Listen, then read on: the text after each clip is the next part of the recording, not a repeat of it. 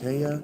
For the future audience, I am getting adjusted emotionally and mentally. I am going to go stand outside, sit outside, and read from the Epic of Gilgamesh. But first, I have to do some administration. Hello. Again, I'm going to go get something to drink, and then I'm going to go read the Epic of Gilgamesh outside for you guys. Let me get something to drink. I decided to go live for these first few minutes instead of schedule it, because scheduling things on my phone can be a nightmare, and I had only fully decided what I was going to do minutes before, and rather than wait half an hour for the top of the hour, I decided to just click the go live button at the half hour mark. We all have crosses to bear.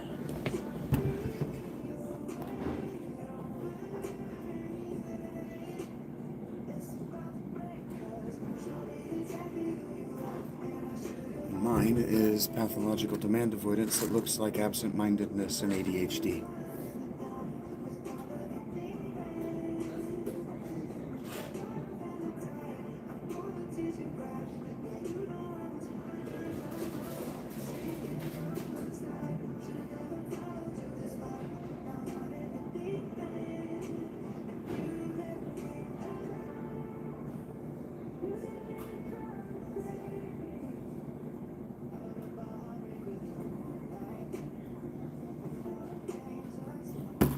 I have grown, hello Skelly boy, I have grown way too comfortable, and I also decided to do this early before I was ready so I could say greetings to my Patreon, Discord, and Blue Crew, to the Shagonauts, as it were, so I could do my greetings before I settle in, and then I'm going to set you guys where I won't be able to see you, and then you can do all of your getting to know one another, your chit-chat and all of that, where I don't actually care if you're reading. I'm reading this for me and for my friend Abius, because he has been a friend through thick and thin.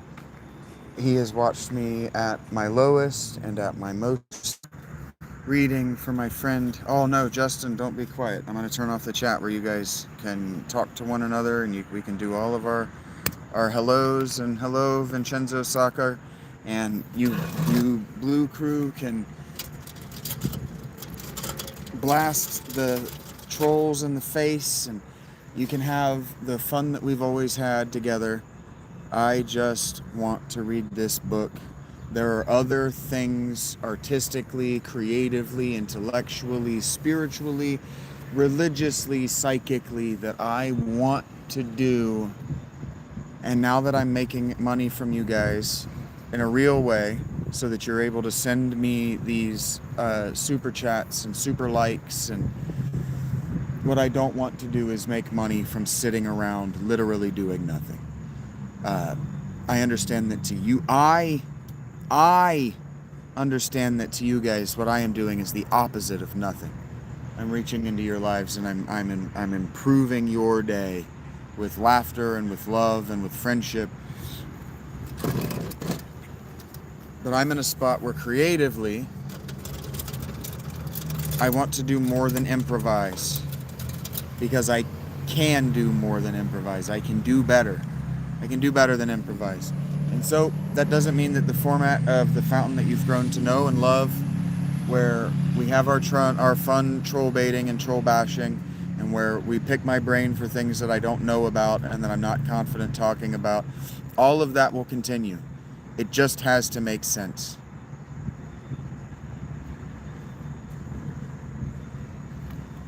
So what's going to happen is that now I'm going to minimize my this screen.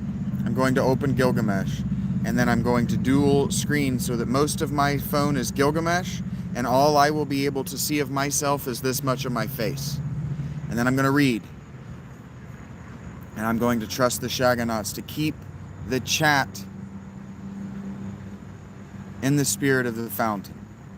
This is no longer a fountain. I think I said reading at the fountain. Shaggy reading at the fountain or something. You are lucky, Justin, and I love you. Okay. Because I love you guys.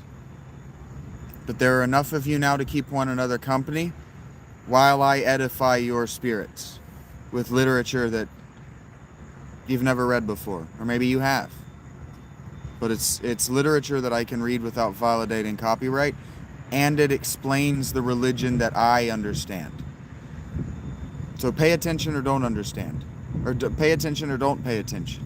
This is the presentation that you can fuck off during. Give me one moment.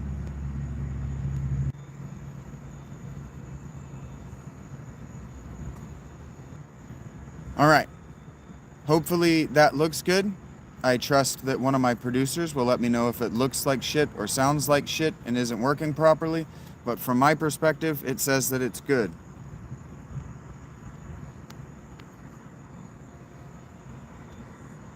I'm going to wait 15 seconds to let my producers let me know if it's bad.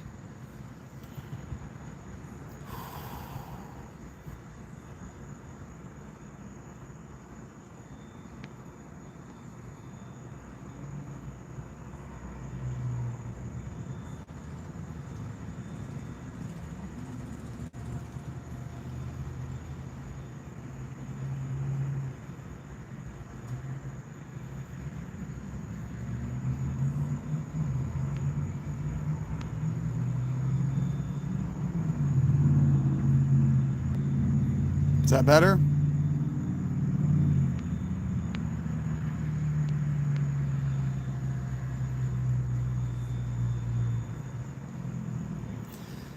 Okay, this one's going to be a little different because my what I can see is this small. But here we go.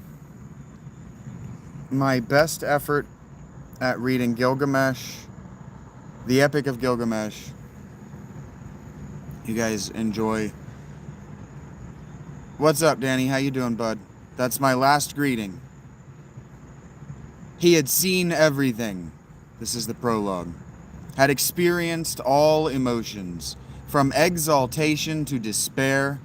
Had been granted a vision into the great mystery, the secret places, the primeval days before the flood. He had journeyed to the edge of the world and made his way back, exhausted but whole. He had carved his trials on stone tablets, had restored the holy Iana temple and the massive wall of Uruk, which no city on earth can equal.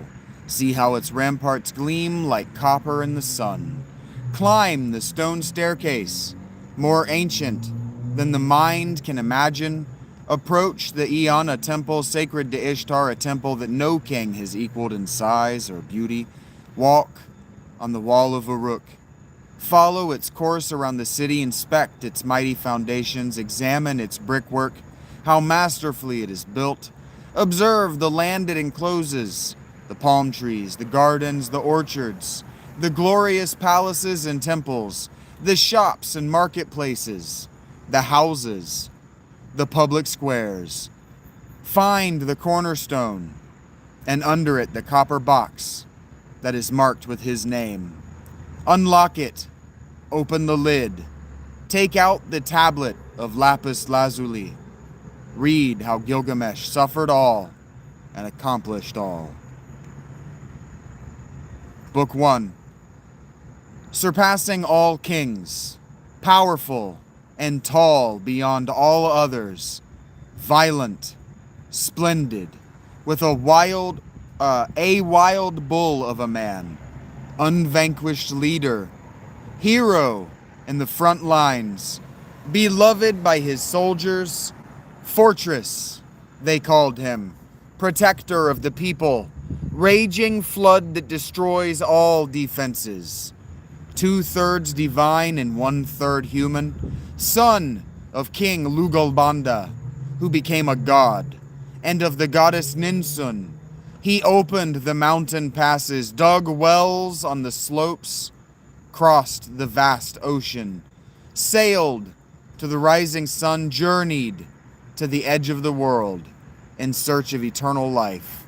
And once he found Utnapishtim, the man who survived the great flood and was made immortal, he brought back the ancient, forgotten rites, restoring the temples that the flood had destroyed, renewing the statutes, and sacraments for the welfare of the people and the sacred land. Who is like Gilgamesh? What other king has inspired such awe? Who else can say, I alone rule, supreme among mankind?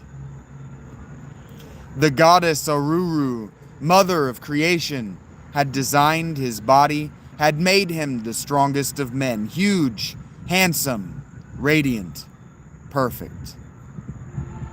We're at a paragraph break here, and I want to break in real quick and just point out a couple of details. The 2/3 divine, 1/3 human thing. Two of his parents were divine. His father became a god. His father worshipped the goddess Ninsun, but that 1/3 is a human girl.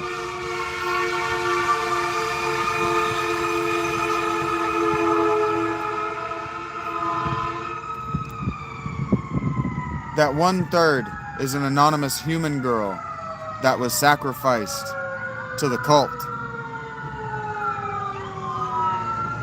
They'll talk about it in detail later. The poem talks about it in detail later. But it is not unlikely that Gilgamesh was actually left out in the wilderness to die as an infant. And it's highly unlikely that his mother was older than 16. And it is almost certain that his father, Lugalbanda, also an historic person, that his father, Lugalbanda, did not take Gilgamesh's mother in marriage in the way that you think of marriage. That's why he's 2/3 divine. So when I was asked by my producer, Alec, the other day for a super chat, he asked me what my deal was with Jesus and the divine patronage.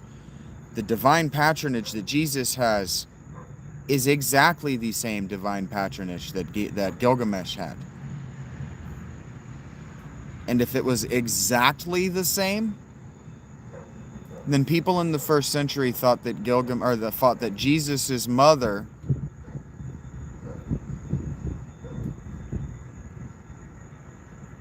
begat Jesus in the same way. All right. Gilgamesh opened the mountain passes.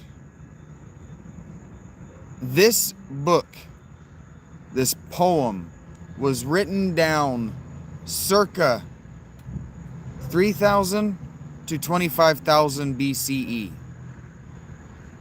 It was composed before 3,500 BCE. 3,500 BCE is the estimated date of the invention of the written language at all, but specifically in Sumer. Specifically, Sumer invented the first writing, cuneiform. And they used cuneiform to write this story down about 500 years after its composition. Gilgamesh, the human being, is listed in king's lists as having had a probable lifespan. His father, Lugalbanda, is a historic person mentioned elsewhere. So the human Gilgamesh, probably historical. His grave, King Cloud and I were talking about this the other night, his grave will never be found.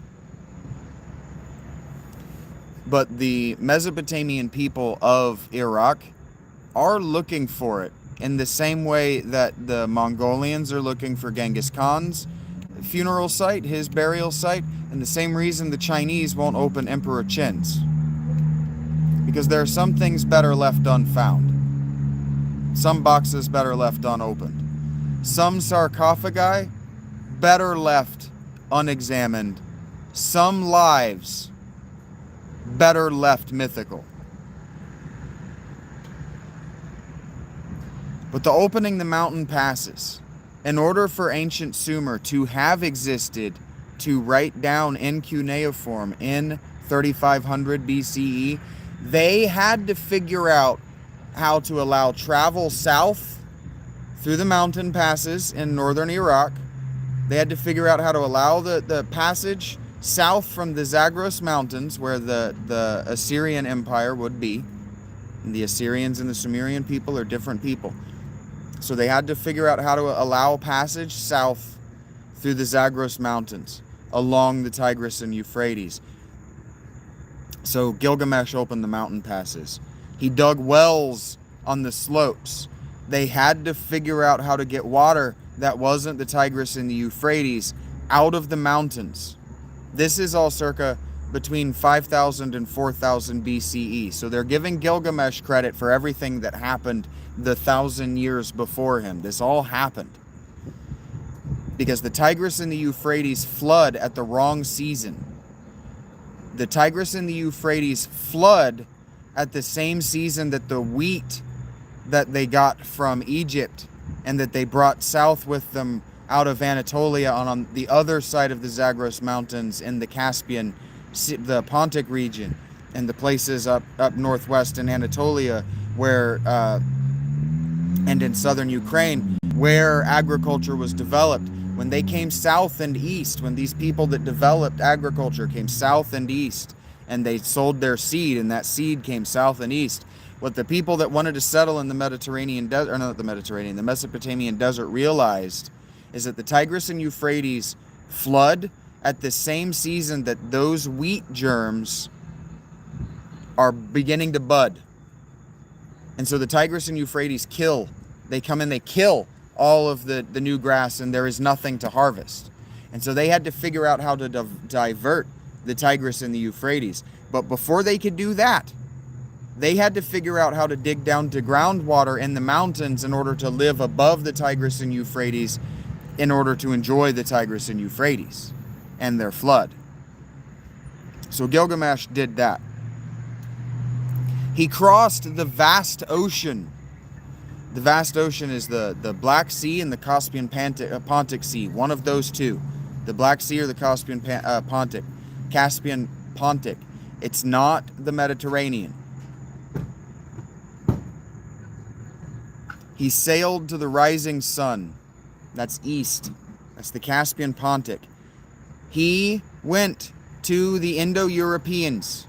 This was written at the same, this was written at the same time that the Indo-European language family emerged into the world. Proto-Indo-European had been kicking around for centuries, maybe even millennia before this. But we can't reconstruct it well enough to know where the fuck it came from in time. But we know that the first Indo-European languages that developed out of Proto were 3500 or thereabout. We know that for a fact. At the same time that this is being composed orally, the Indo-European people are butting up against this people. And so Gilgamesh is telling the story of how he went and got wisdom from those people because they survived in the Caspian Pontic region. They survived the Ice Age. Our language family, we're speaking English, an Indo-European language family branch. Remember, our language emerged out of the Ice Age.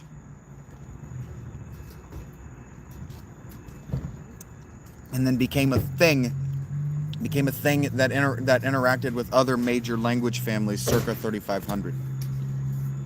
Circa 3500. Because we can track that Sumer and other languages borrowed Indo-European words to describe Indo-European technologies, like the wheel, and horses, and wheat. Okay.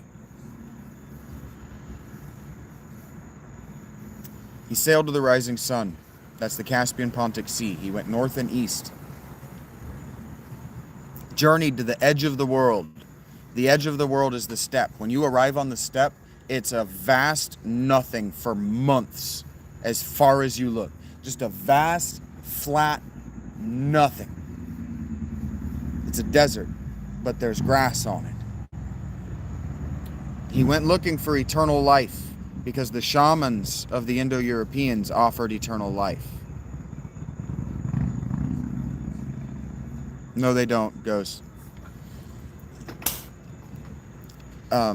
Hindus antedate Mesopotamian society by about 2,000 years. Antedate means they come after.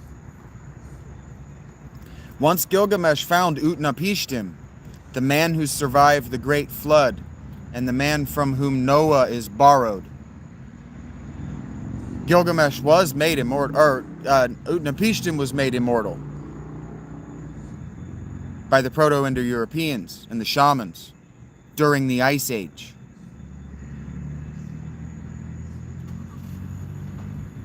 Gilgamesh brought back the ancient forgotten rites, restoring the temples in the flood that the flood had destroyed, renewing the statutes and sacraments for the welfare of the people and the sacred land. Because if the sacred king didn't know the magic rituals, if he wasn't in his own right a wizard come shaman, the land would die and wither around him. Okay? And so he goes to the shamans. He goes north and east to the Indo-Europeans who have the ancient magic from the Ice Age that allowed the Proto-Sumerians to figure out how to divert these streams and how to take grain seed and make it food. He went to the people that knew how to do this. Those are the Proto-Indo-Europeans of the Caspian Pontic steppe. And he went and found them. They antedate, Ghost. The Hindus are only about 3,000 years old at the oldest. And this story was composed 500 years before that.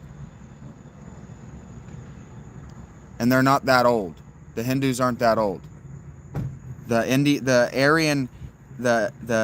Aryan expansion that became Indo-Aryan only happened after 1200 BCE. This is 4000 BCE. You could not be more wrong, Ghost. You could not be more wrong. And so this poet asks, who is like Gilgamesh? Who is like him? But you need to understand that the reason this asks that question is because this was originally composed in the women's Sumerian dialect. The women had a Sumerian dialect. They had a dialect. The Sumerian women had a dialect that was unintelligible to males. Unintelligible. And they used it to compose poetry. That's different from Indo-Europeans. Only men were allowed to compose poetry among the Indo-Europeans. But we know that the Hebrew people adopted this tradition because we have the book of Lamentations, and every single one of those was written by a woman. Men may have sung them. They're composed by a woman. Men may have sung them, and men may have written them down, and they may have canonized them. But lamentation, which is what this book, this poem that we're reading, this epic was women's religion. That's why it took so long to get composed in the Sumerian cuneiform men's religion. A woman had to orally present it to a man and translate it to him. So when she asks who is like Gilgamesh, she wants to know who's like him. Who can do what our ancestors did for the last 2,000 years? Who can bring us out of this, where we're at right now? What other king, the author asks, has inspired such awe? Who else can say, I alone rule, supreme among mankind? The goddess Uruk, mother of creation, had designed his body, had made him the strongest of men, huge, handsome, radiant, perfect. Continuing now. The city is his possession. He struts through it, arrogant, his head held high, trampling its citizens like a wild bull. He is king. He does whatever he wants. Takes the son from his father and crushes him. Takes the girl from her mother and uses her. The warrior's daughter, the young man's bride. He uses her. No one dares to oppose him. But the people of Uruk cried out to heaven, and their lamentation was heard. The gods are not unfeeling. Their hearts were touched. They went to Anu, father of them all, protector of the realm of sacred Uruk, and spoke to him on the people's behalf. Heavenly Father, Gilgamesh, noble as he is, splendid as he is, has exceeded all bounds. The people suffer from his tyranny. The people cry out, and he takes the son from his father and crushes him. Takes the girl from her mother and uses her. The warrior's daughter, the young man's bride, he uses her. No one dares to oppose him. Is this how you want your king to rule? Should a shepherd savage his own flock? Father, do something. Quickly, before the people overwhelm heaven with their heart-rending cries. Anu heard them. He nodded his head, then to the goddess, mother of creation, he called out, Aruru, you are the one who created humans. Now go and create a double for Gilgamesh, his second self, a man who equals his strength and courage, a man who equals his stormy heart. Create a new hero. Let them balance each other perfectly so that Uruk has peace. When Aruru heard this, she closed her eyes, and what Anu had commanded she formed in her mind. She moistened her hands, she pinched off some clay, she threw it into the wilderness, kneaded it, shaped it to her idea, and fashioned a man, a warrior, a hero. Enkidu the brave, as powerful and fierce as the warrior god Ninurta. Hair covered his body. Hair grew thick on his head and hung down to his waist like a woman's hair. He roamed all over the wilderness naked, far from the cities of men, ate grass with gazelles, and when he was thirsty, he drank clear water from the water holes, kneeling beside the antelope and deer. Greetings, Zap. One day a human, a trapper, saw him drinking with the animals at a water hole. The trapper's heart pounded. His face went white. His legs shook. He was numb with terror. The same thing happened a second, a third day. Fear gripped his belly, the trapper. He looked drained and haggard, like someone who has been on a long, hard journey. He went to his father. Father, I have seen a savage man at the water hole. He must be the strongest man in the world, with muscles like rock. I have seen him outrun the swiftest animals. He lives among them, eats grass with gazelles, and when he is thirsty, he drinks clear water from the water holes. I haven't approached him. I am too afraid. He fills in the pits I have dug. He tears out the traps I have set.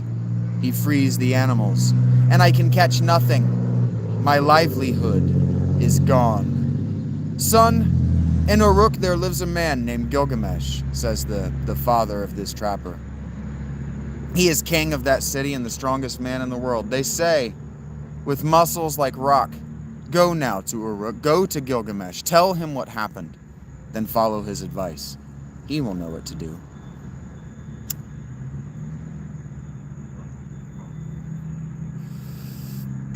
The young trapper made the journey. He stood before Gilgamesh in the center of Uruk. He told him about the savage man. The king said, go to the temple of Ishtar. Ask them there for a woman named Shamat, one of the priestesses who gives her body to any man in honor of the goddess. Take her into the wilderness. When the animals are drinking at the waterhole, tell her to strip off her robe and lie there naked, ready, with her legs apart. The wild man will approach. Let her use her love arts. Nature will take its course, and then the animals who knew him in the wilderness will be bewildered and will leave him forever. The trapper found Shamat, Ishtar's priestess, and they went off into the wilderness. For 3 days they walked. On the 3rd day they reached the waterhole. There they waited. For 2 days they sat as the animals came to drink clear water. Early in the morning of the 3rd day, Enkidu came and knelt down to drink clear water with the antelope and deer. They looked in amazement. The man was huge and beautiful. Deep in Shamhat's loins, desire stirred. Her breath quickened as she stared at this primordial being. Look, the trapper said, there he is. Now, use your love art. Strip off your robe and lie here naked with your legs apart. Stir up his lust when he approaches. Touch him. Excite him. Take his breath with your kisses. Show him what a woman is. The animals who drew him in the wilderness will be bewildered and will leave him forever. She stripped off her robe and lay there naked with her legs apart, touching herself. Enkidu saw her and warily approached. He sniffed the air. He gazed at her body. He drew close. Shamhat touched him on the thigh, touched his member, and put him inside her. She used her love arts. She took his breath with her kisses, held nothing back, and showed him what a woman is.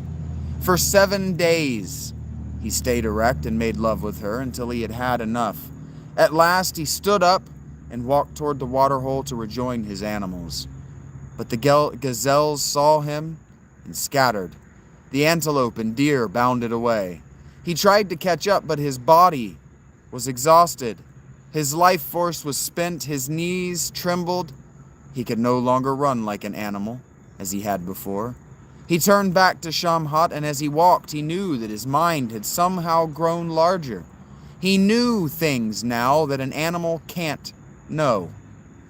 Enkidu sat down at Shamhat's feet. Do you understand now why this was composed in the women's language? He looked at her, and he understood all the words she was speaking to him. Now, Enkidu, you know what it is to be with a woman, to unite with her. You are beautiful. You are like a god. Why should you roam the wilderness and live like an animal? Let me take you to Great Walled Uruk, to the temple of Ishtar, to the palace of Gilgamesh, the mighty king, who in his arrogance oppresses the people, trampling upon them like a wild bull. She finished, and Enkidu nodded his head. Deep in his heart, he felt something stir, a longing he had never known before.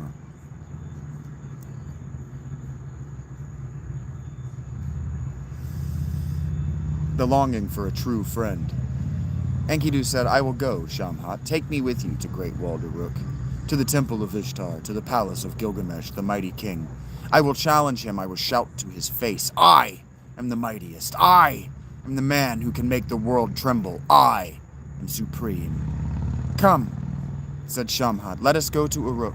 I will lead you to Gilgamesh, the mighty king. You will see that the great city with its massive wall. You will see the young men dressed in their splendor in the finest linen and embroidered wool, brilliantly colored with fringed shawls and wide belts.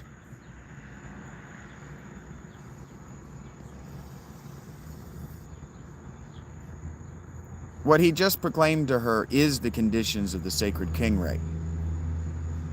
It was a duel, like what people talk about with the whole alpha male garbage.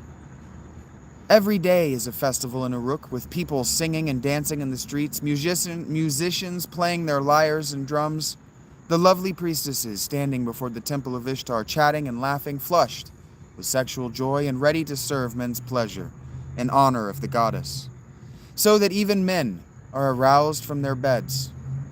You who are still so ignorant of life, I will show you Gilgamesh, the mighty king, the hero destined for both joy and grief. You will stand before him and gaze with wonder. You will see how handsome, how virile he is, how his body pulses with erotic power. He is even taller and stronger than you, so full of life force that he needs no sleep. Enkidu, put aside your aggression. Shamash, the sun god, loves him, and his mind has been made large by Anu, father of the gods.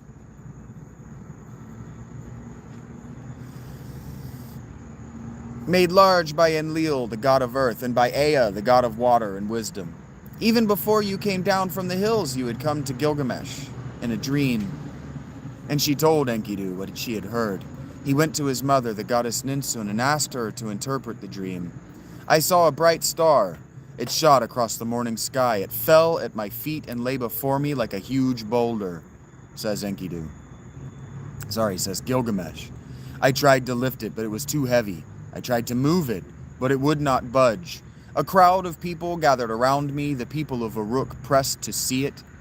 Like a little baby, they kissed its feet, this boulder, this star that had fallen to earth. I took it in my arms.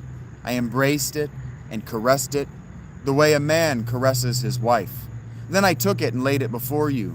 You told me that it was my double, my second self.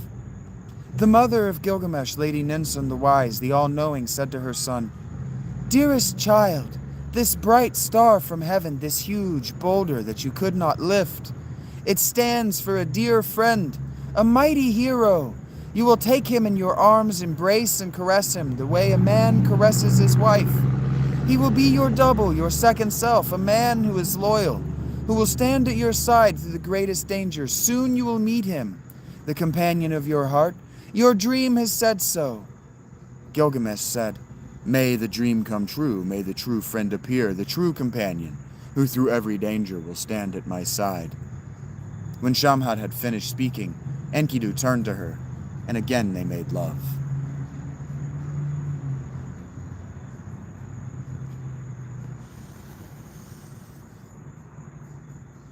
Hello Sandra, hello everyone else that I have missed during Book 1. Book 2. Then Shamat gave Enkidu one of her robes and he put it on. Taking his hand, she led him like a child to some shepherds' huts. Marveling, the shepherds crowded around him. What an enormous man, they whispered. How much like Gilgamesh he is, tall and strong with muscles like rock. They led him to their table. They put bread and beer in front of him. Enkidu sat and stared. He had never seen human food. He didn't know what to do. Then Shamat said, Go ahead, Enkidu, this is food. We humans eat and drink this. Warily he tasted the bread. Then he ate a piece. He ate a whole loaf. Then ate another. He ate until he was full. Drank 7 pitchers of the beer. His heart grew light. His face glowed, and he sang out with joy.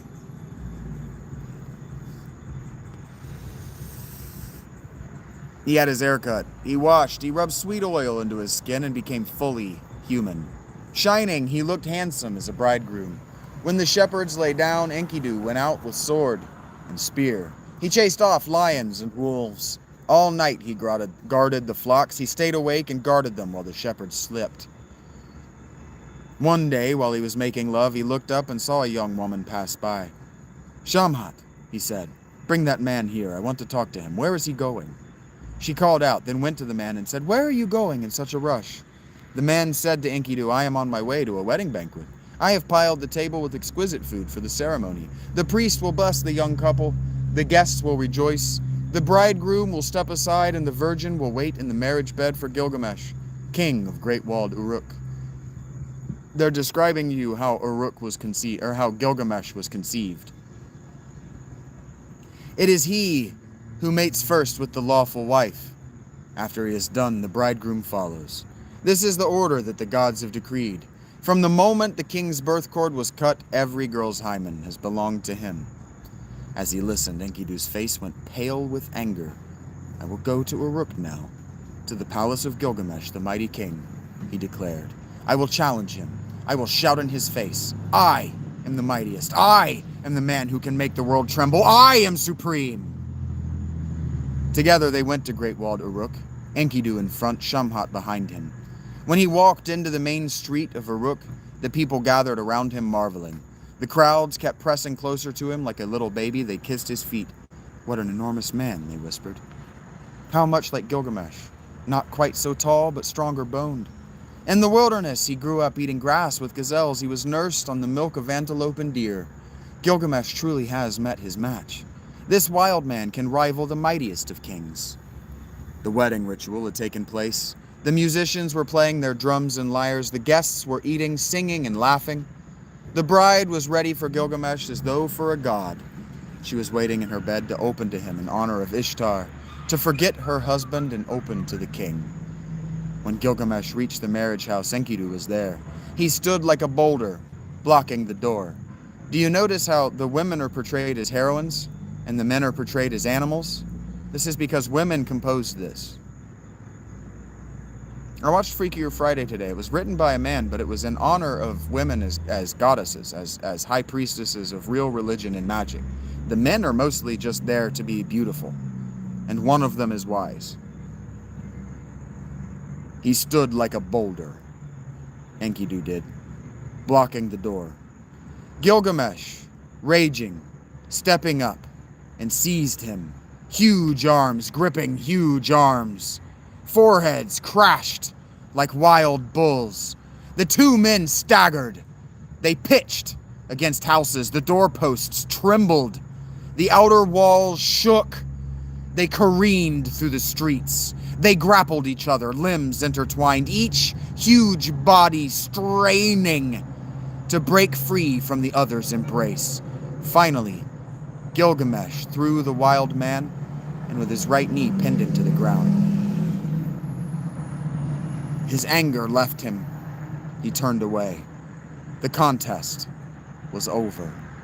Enkidu said, "Gilgamesh, you are quite unique among humans. Your mother, the goddess Ninsun, made you stronger and braver than any mortal, and rightly has Enlil granted you the kingship, since you are destined to rule over men."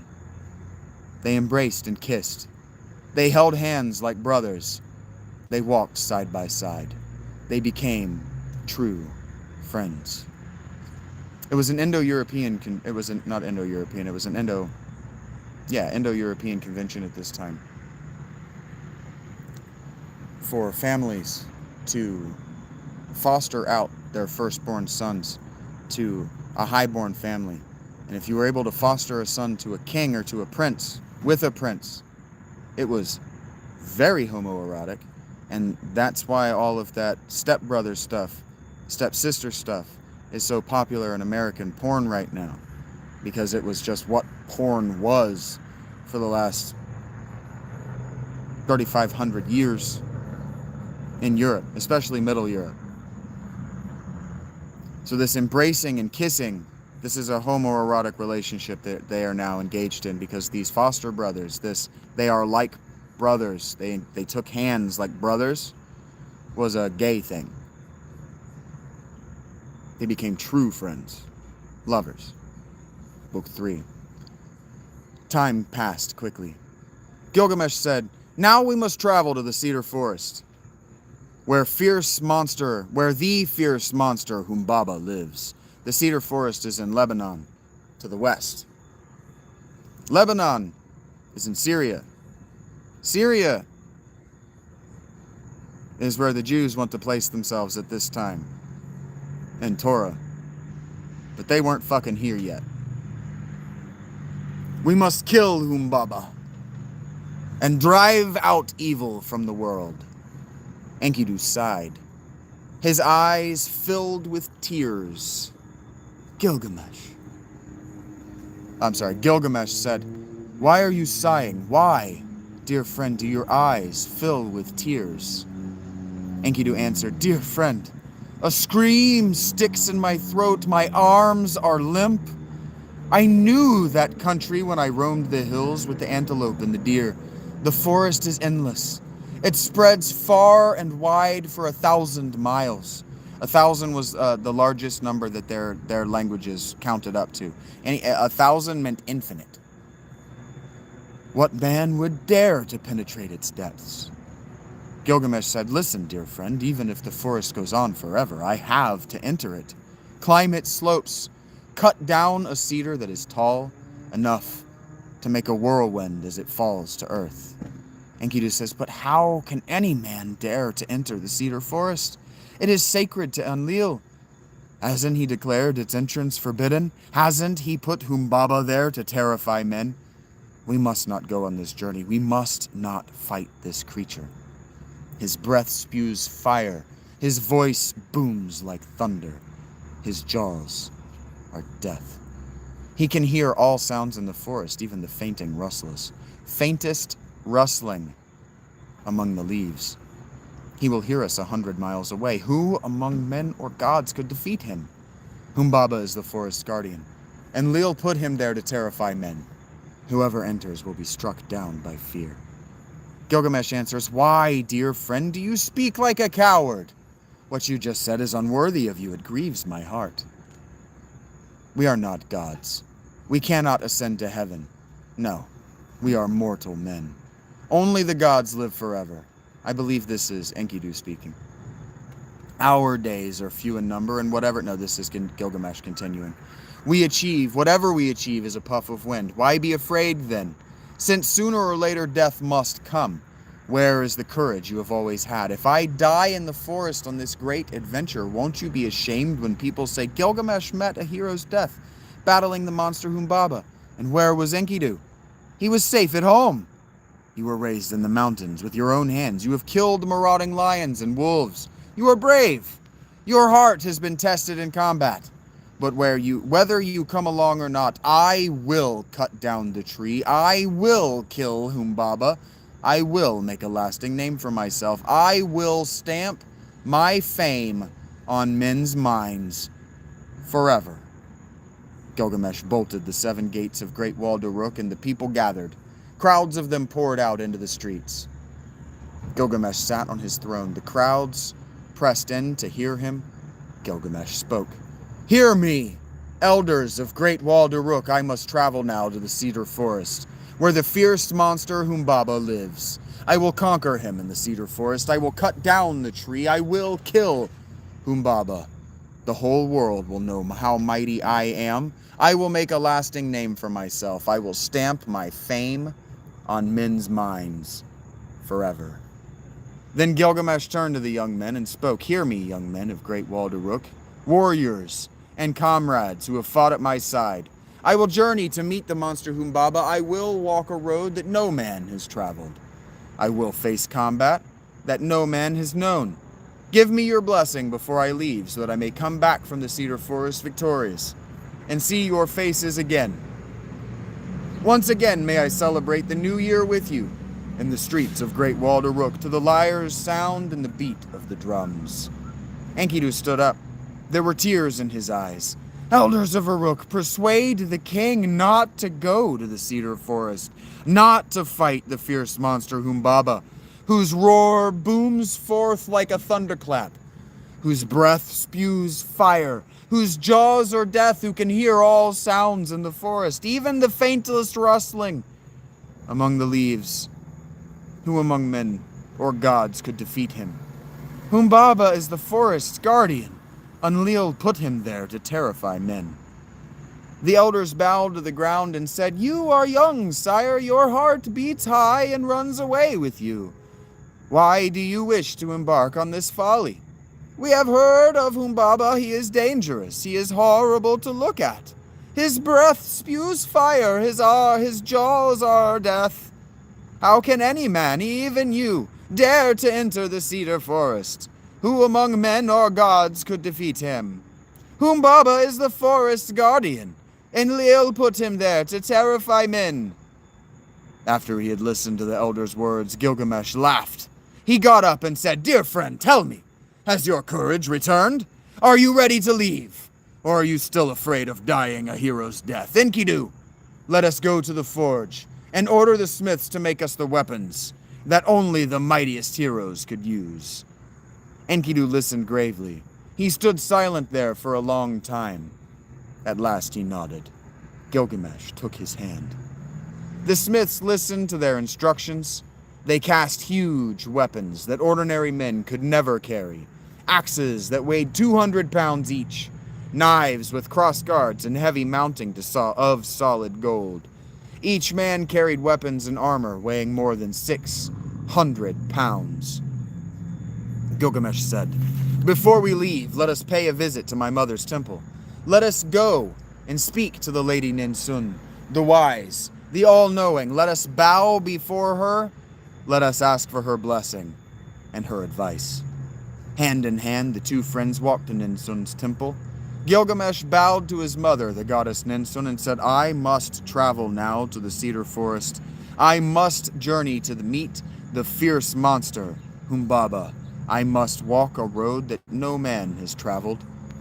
I must face a combat that no man has known. Dear mother, great goddess, help me in this. Give me your blessing before I leave, so that I may come back from the cedar forest victorious and see your face again. Ninsun listened to his words with sorrow. With sorrow she entered her inner room. She bathed in water of tamarisk and soapwort. She put on her finest robe, a wide belt, a jeweled necklace, then put on her crown. She climbed the stairs and went up to the roof. She lit sweet incense in honor of Shamash. She lifted her arms in prayer and said, Lord of heaven, you have granted my son beauty and strength and courage. Why have you burdened him with a restless heart? Now you have stirred him up to attack the monster Humbaba, to make a long journey from which he may never return. Since he has resolved to go, protect him until he arrives at the cedar forest, until he kills the monster Humbaba and drives from the world the evil that you hate. Protect him each day as you cross the sky, and at twilight may Aya, your bride, entrust him to the valiant stars, the watchmen of the night. O Lord Shamash, glorious Son, delight of the gods, illuminator of the world, who rise, and the light is born, it fills the heavens.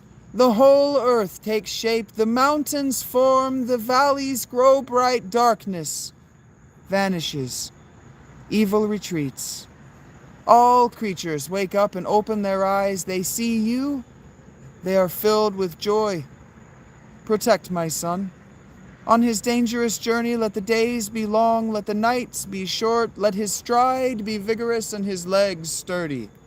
When he and his dear friend Enkidu arrive, stir up strong winds against Humbaba, the south wind, the north wind, the east and the west, storm wind, gale wind, hurricane, tornado, to pin Humbaba, to paralyze his steps and make it easy for my son to kill him. Then your swift mules will carry you onward to your stopping place and bed for the night. The gods will bring luscious food to delight you. Aya will bring your face, or dry your face, with the fringe of her pure white robe. Hear me, O Lord, protect my son. In your great mercy lead him to the forest, then bring him home. After she had prayed, the goddess Ninsun, the wise, the all-knowing, came down from the roof and summoned Enkidu. Dear child, she said, you were not born from my womb, but now I adopt you as my son. She hung a jeweled amulet around Enkidu's neck.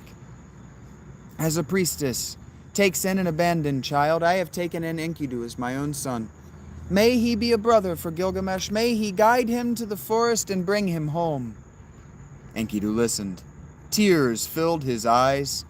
He and Gilgamesh clasped hands like brothers. They took their weapons, the massive axes, the massive knives, the quivers, the bows. The elders made way. The young men cheered. The elders stood up and addressed the king. Come back safely to Great Wall, Uruk. Do not rely on your strength alone, but be watchful, be wary, make each blow count. Remember what the ancient proverb says. If you walk in front, you protect your comrade. If you know the route, you safeguard your friend. Let Enkidu go ahead as you walk. He knows the way to the cedar forest. He is tested in battle. He is brave and strong. He will guard you at every stage of the journey. Through every danger, he will stand at your side. May Shamash grant you your heart's desire. May the path to the cedar forest be straight. May the nights be safe, with no dangers lurking. May your father, Lugalbanda, protect you. May you conquer Humbaba. May the battle be quick. May you joyfully wash your feet in the river. Dig a well when you stop for the night. Fill your water skins with fresh water. Each day make an offering to Shamash, and remember Lugalbanda, your father, who journeyed to far-off mountains himself. The elders turned to Enkidu and said, We leave the king in your care.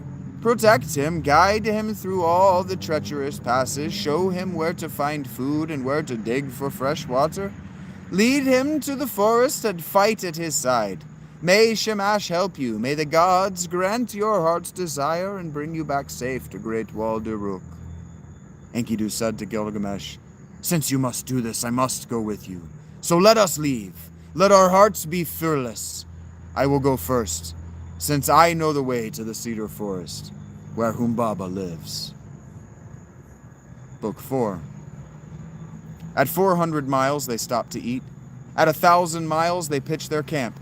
They had traveled for just 3 days and nights, a 6 weeks' journey for ordinary men. When the sun was setting, they dug a well. They filled their water skins with fresh water.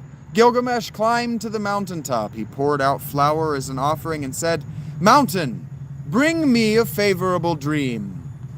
Enkidu did the ritual for dreams, praying for a sign. A gust of wind passed. He built a shelter for the night, placed Gilgamesh on the floor, and spread a magic circle of flour around him. Then, sprawled like a net across the doorway, Gilgamesh sat there, with his chin on his knees, and sleep overcame him, as it does all men. At midnight he awoke. He said to Enkidu, "What happened? Did you touch me? Did a god pass by? What makes my skin creep? Why am I cold? Enkidu, dear friend, I have had a dream. A horrible dream. We were walking in a gorge, and when I looked up, a huge mountain loomed, so huge that we were as small as flies. Then the mountain fell down on top of us. Dear friend, tell me, what does this mean?" Enkidu said, "Don't worry, my friend. The dream you had is a favorable one. The mountain stands for Humbaba. He will fall just like that mountain. Lord Shamash will grant us victory. He will kill the monster and leave his corpse on the battlefield." Gilgamesh, happy with his good dream, smiled, and his face lit up with pleasure. At 400 miles, they stopped to eat. At 1,000 miles, they pitched their camp. They had traveled for just 3 days and nights, a 6 weeks' journey for ordinary men. When the sun was setting, they dug a well. They filled their water skins with fresh water. Gilgamesh climbed to the mountaintop. He poured out flour as an offering and said, "Mountain, bring me a favorable dream." Enkidu did the ritual for dreams, praying for a sign. A gust of wind passed. He built a shelter for the night, placed Gilgamesh on the floor, and spread a magic circle of flour around him, then sprawled like a net across the doorway. Gilgamesh sat there with his chin on his knees, and sleep overcame him, as it does all men. At midnight he awoke. He said to Enkidu, "What happened? Did you touch me? Did a god pass by? What makes my skin creep? Why am I cold? Enkidu, dear friend, I have had a dream more horrible than the first. I looked up, and a huge mountain loomed. It threw me down. It pinned me by my feet. A terrifying brightness hurt my eyes. Suddenly a young man appeared. He was shining and handsome. He took me by the arm. He pulled me out from under the mountain. He gave me water. My heart grew calm. Dear friend, tell me, what does this mean?" Enkidu said, "Don't worry, my friend. The dream you had is a favorable one. Again, the mountain stands for Humbaba. He threw you down, but he could not kill you. As for the handsome young man who appeared, he stands for Lord Shamash, who will rescue you and grant you everything you desire." Gilgamesh, happy with his good dream, smiled, and his face lit up with pleasure. At 400 miles, they stopped to eat. At 1,000 miles, they pitched their camp. They had traveled for just 3 days and nights, a 6 weeks' journey for ordinary men. When the sun was setting, they dug a well. They filled their water skins with fresh water. Gilgamesh climbed to the mountaintop. He poured out flour as an offering and said, "Mountain, bring me a favorable dream." Enkidu did the ritual for dreams, praying for a sign. A gust of wind passed. He built a shelter for the night, placed Gilgamesh on the floor, and spread a magic circle of flour around him, then sprawled like a net across the doorway. Gilgamesh sat there with his chin on his knees, and sleep overcame him, as it does all men. At midnight awoke. He said to Enkidu, "What happened? Did you touch me? Did a god pass by? What makes my skin creep? Why am I cold? Enkidu, dear friend, I have had a dream more horrible than both the others. The heavens roared and the earth heaved. The darkness, silence. Lightning flashed, igniting the trees. By the time the flames went out, the ground was covered with ash. Dear friend, tell me, what does this mean?" Enkidu said, "Don't worry, my friend. The dream you had is a favorable one. The fiery heavens stand for Humbaba, who tried to kill you with lightning and flames. But in spite of the fire, he could not harm you. We will kill Humbaba. Success is ours. However he attacks us, we will prevail." Gilgamesh, happy with his good dream, smiled, and his face lit up with pleasure. At 400 miles, they stopped to eat. At 1,000 miles, they pitched their camp. They had traveled for just 3 days and nights, a 6 weeks' journey for ordinary men. When the sun was setting, they dug a well. They filled their water skins with fresh water. Gilgamesh climbed to the mountaintop. He poured out flour as an offering and said, "Mountain, bring me a favorable dream." Enkidu did the ritual for dreams, paying for a sign. A gust of wind passed. He built a shelter for the night, placed Gilgamesh on the ground, and spread a magic circle of flour around him, then sprawled like a net across the doorway. Gilgamesh sat there with his chin on his knees, and sleep overcame him, as it does all men. At midnight he awoke. He said to Enkidu, "What happened? Did you touch me? Did a god pass by? What makes my skin creep? Why am I cold?" "Enkidu, dear friend, I have had a fourth dream, a dream more terrible than the 3 others. I see a fierce eagle with a lion's head. It floats down toward me like a huge cloud. It grimaces at me. Terrifying flames shoot from its mouth. Then just beside me I see a young man with an unearthly glow. He seizes the creature. He breaks its wings. He wrings its neck and throws it to the ground. Dear friend, tell me, what does this mean?" Enkidu said, "Don't worry, my friend. The dream you had is a favorable one. The eagle that you saw with a lion's head stands for Humbaba. Though it dives straight toward you and terrifying flames shot from its mouth, nothing could cause you harm. The young man who came to your rescue was our lord, Shamash. He will stand beside us when the monster attacks. Whatever happens, we will not prevail." Gilgamesh, happy with his good dream, smiled and his face lit up with pleasure. At 400 miles, they stopped to eat. At 1,000 miles, they pitched their camp. They had traveled for just 3 days and nights, a 6 weeks' journey for ordinary men. When the sun was setting, they dug a well. They filled their water skins with fresh water. Gilgamesh climbed to the mountaintop. He poured out flour as an offering and said, "Mountain, bring me a favorable dream." Enkidu did the ritual for dreams, praying for a sign. A gust of wind passed. He built a shelter for the night, placed Gilgamesh on the floor, and spread a magic circle of flour around him, then sprawled like a net across the doorway. Gilgamesh sat there, with his chin on his knees, and sleep overcame him, as it does all men. At midnight he awoke. He said to Enkidu, "What happened? Did you touch me? Did a god pass by? What makes my skin creep? Why am I cold?" "Enkidu, dear friend, I have had a 5th dream, a dream more horrible than the others. I was wrestling with a gigantic bull. Its bellows shattered the ground and raised clouds of dust that darkened the sky. It pinned me down. It crushed me. I felt its breath on my face. Then suddenly a man pulled me up, put his arms around me, and gave me fresh water from his water skin. Dear friend, tell me, what does this mean?" Enkidu said, "Don't worry, my friend. The dream you had is a favorable one. The gigantic bull is no enemy of ours.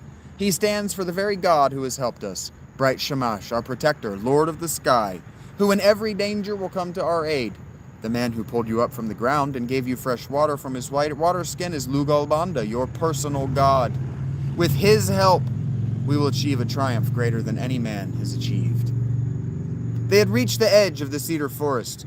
They could hear Humbaba's terrifying roar. Did you notice the personal god as his father? They could each hear Humbaba's terrifying roar. Gilgamesh stopped. He was trembling. Tears flowed down his cheeks. "Oh, Shamash," he cried, "protect me on this dangerous journey. Remember me, help me. Hear my prayer." They stood and listened.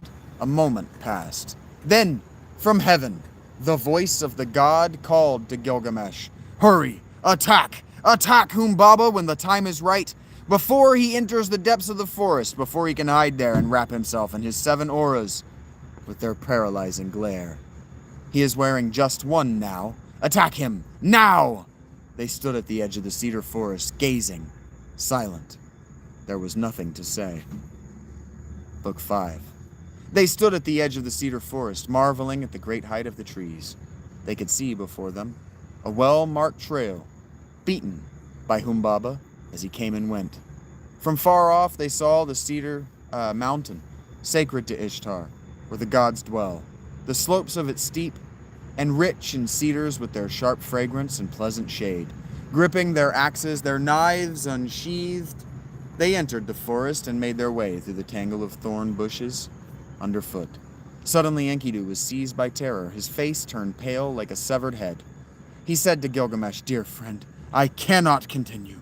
I am frightened. I cannot go on. You Go into the dreadful forest, you who kill Humbaba, and win the fame. I will return now to great walled Uruk, and all men will know what a coward I have been. Gilgamesh answered, Dear friend, dear brother, I cannot kill Humbaba alone. Please, stay here with me, stand at my side. 2 boats lashed together will never sink. A 3-ply rope is not easily broken. If we help each other and fight side by side, what harm can come to us? Let us go on and attack the monster. We have come so far. Whatever you are feeling, let us go on. Enkidu said, You have never met him, so you don't know the horror that lurks ahead. But when I saw him, my blood ran cold. His teeth are knife sharp. They stick out like tusks. His face, blood smeared as a lion's face. He charges ahead like a raging torrent, his forehead ablaze. Who can withstand him? I am terrified. I cannot go on. Gilgamesh said, Courage, dear brother. This is no time to give in to fear. We have come so far, across so many mountains, and our journey is about to reach its goal. You were raised in the wild. With your own hands, you have killed marauding lions and wolves. You are brave. Your heart has been tested in combat. Though your arms feel weak now, your legs may tremble. You are a warrior. You know what to do. Shout out your battle cry. Let your voice pound like a kettle drum. Let your heart inspire you to be joyous in battle, to forget about death. If we help each other and fight side by side, we will make a lasting name for ourselves. We will stamp our fame on men's minds forever. They walked deep into the cedar forest, gripping their axes, their knives unsheathed, following the trail that Humbaba had made. They came within sight of the monster's den. He was waiting inside it. Their blood ran cold. He saw the 2 friends. He grimaced. He bared his teeth. He let out a deafening roar. He glared at Gilgamesh. Young man, he said, you will never go home. Prepare to die. Dread surged through Gilgamesh. Terror flooded his muscles. His heart froze. His mouth went dry. His legs shook. His feet were rooted to the ground. Gilgamesh saw his dismay and said, Dear friend, great warrior, noble hero, don't lose courage. Remember this. 2 boats lashed together will never sink. A 3-ply rope is not easily broken. If we help each other and fight side by side, what harm can come to us? Let us go on. They advanced to the monster's den. Humbaba charged out, roaring at them, and said, I know you, Gilgamesh. Don't be a fool. Go away. Leave the cedar forest. Have madmen told you to confront me here? I will tear you limb from limb. I will crush you and leave you bloody and mangled on the ground. And you, Enkidu, son of a fish or a turtle, you gutless, fatherless spawn who never suckled on mother's milk. I saw you in the pastures when you were young. I saw you graze with the wandering herds, but I didn't kill you. You were too scrawny. You wouldn't have made a decent meal. And now you dare to lead Gilgamesh here. You both stand before me, looking like a pair of frightened girls. I will slit your throats. I will cut off your heads. I will feed your stinking guts to the shrieking vultures and crows. Gilgamesh backed away. He said, How dreadful Humbaba's face has become. It is changing into 1,000 nightmare faces, more horrible than I can bear. I am haunted. I am too afraid to go on. Enkidu answered, "Why, dear brother, do you speak like a coward? What you just said is unworthy of you. It grieves my heart. We must not hesitate or retreat. Two intimate friends cannot be defeated. Be courageous. Remember how strong you are. I will stand by you. Now let us attack." Gilgamesh felt his courage return. They charged at Humbaba like two wild bulls. The monster let out a deafening cry. His roar boomed forth like a blast of thunder. He stamped, and the ground burst open. His legs split the mountains of Lebanon. The clouds turned black. A sulphurous fog descended on them and made their eyes ache. Then Shamash threw strong winds at Humbaba, the south wind, the north wind, the east and the west, storm wind, gale wind, hurricane, tornado, to pin him down and paralyze his steps. He could not move forward, could not retreat. Gilgamesh saw it. He leaped upon him. He held a knife to Humbaba's throat. Humbaba said, "Gilgamesh, have mercy. Let me live here in the cedar forest. If you spare my life, I will be your slave. I will give you as many cedars as you wish. You are king of Uruk by the grace of Shamash. Honor him with a cedar temple and a glorious cedar palace for yourself. All is yours if only you spare me." Enkidu said, "Dear friend, don't listen to anything that the monster says. Kill him before you have become confused." Humbaba said, "If any mortal, Enkidu, knows the rules of my forest, it is you. You know that this is my place, and that I am the forest guardian. Enlil put me here to terrify men, and I guard the forest as Enlil ordains. If you kill me, you will call down the god's wrath, and their judgment will be severe.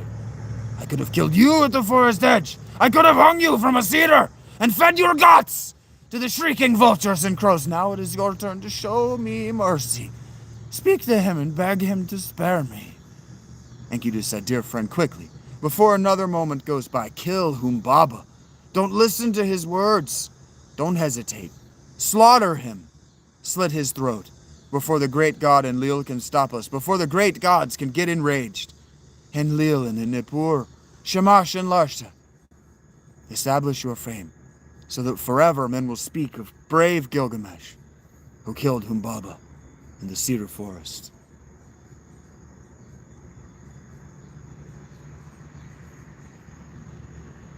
Knowing he was doomed, Humbaba cried out, "I curse you both! Because you have done this, may Enkidu die! May he die in great pain! May Gilgamesh be inconsolable! May his merciless heart be crushed with grief!" Gilgamesh dropped his axe, appalled. Enkidu said, "Courage, dear friend! Close your ears to Humbaba's curses. Don't listen to a word. Slaughter him now!" Gilgamesh, hearing his beloved friend, came to himself. He yelled. He lifted his massive axe. He swung it. It tore into Humbaba's neck. The blood shot out. Again, the axe bit flesh and bone. The monster staggered. His eyes rolled in the axe's third stroke. He toppled like a cedar and crashed to the ground. At his death roar, the mountains of Lebanon shook. The valleys ran with his blood. For 10 miles, the forest resounded. Then the two friends sliced him open, pulled out his intestines, cut off his head with its knife-sharp teeth and horrible bloodshot staring eyes. A gentle rain fell onto the mountains. A gentle rain fell on to the mountains. They took their axes and penetrated deeper into the forest. They went chopping down cedars. The wood chips flew. Gilgamesh chopped down the mighty trees. Enkidu hewed the trunks into timbers. Enkidu said, "By your great strength you have killed Humbaba, the forest's watchman. What could bring you dishonor now? We have chopped down the trees of the cedar forest. We have brought to earth the highest of the trees, the cedar, whose top once pierced the sky. We will make it into a gigantic door, 100 feet high and 30 wide. We will float it down the Euphrates to Enlil's temple in Nippur. No men shall go through it, but only the gods. May Enlil delight in it. May it be a joy to the people of Nippur. They bound logs together and built a raft. Enkidu steered it down the great river. Gilgamesh carried Humbaba's head. Book 6. When he returned to Great Walled Uruk, Gilgamesh bathed. He washed his matted hair and shook it over his back. He took off his filthy, blood-spattered clothes, put on a tunic of his finest wool, wrapped himself in a glorious, gold-trimmed purple robe, and fastened it with a wide-fringed belt, then put on his crown. The goddess Ishtar caught sight of him. She saw how splendid a man he was. Her heart was smitten. Her loins caught fire. "Come here, Gilgamesh," Ishtar whispered. "Marry me. Give me your luscious fruits. Be my husband. Be my sweet man. I will give you abundance beyond your dreams. Marble and alabaster, ivory and jade. Gorgeous servants with blue-green eyes. A chariot of lapis lazuli with golden wheels and guide horns of amber, pulled by storm demons like giant mules. When you enter my temple in its cedar fragrance, high priests will bow down and kiss your feet. Kings and princes will kneel before you, bringing you tribute from east and west, and I will bless everything that you own. Your goats will bear triplets, your ewes will twin, your donkeys will be faster than any mule, your chariot horses will win every race, your oxen will be the envy of the world. These are the least of the gifts I will shower upon you. Come here, be my sweet man."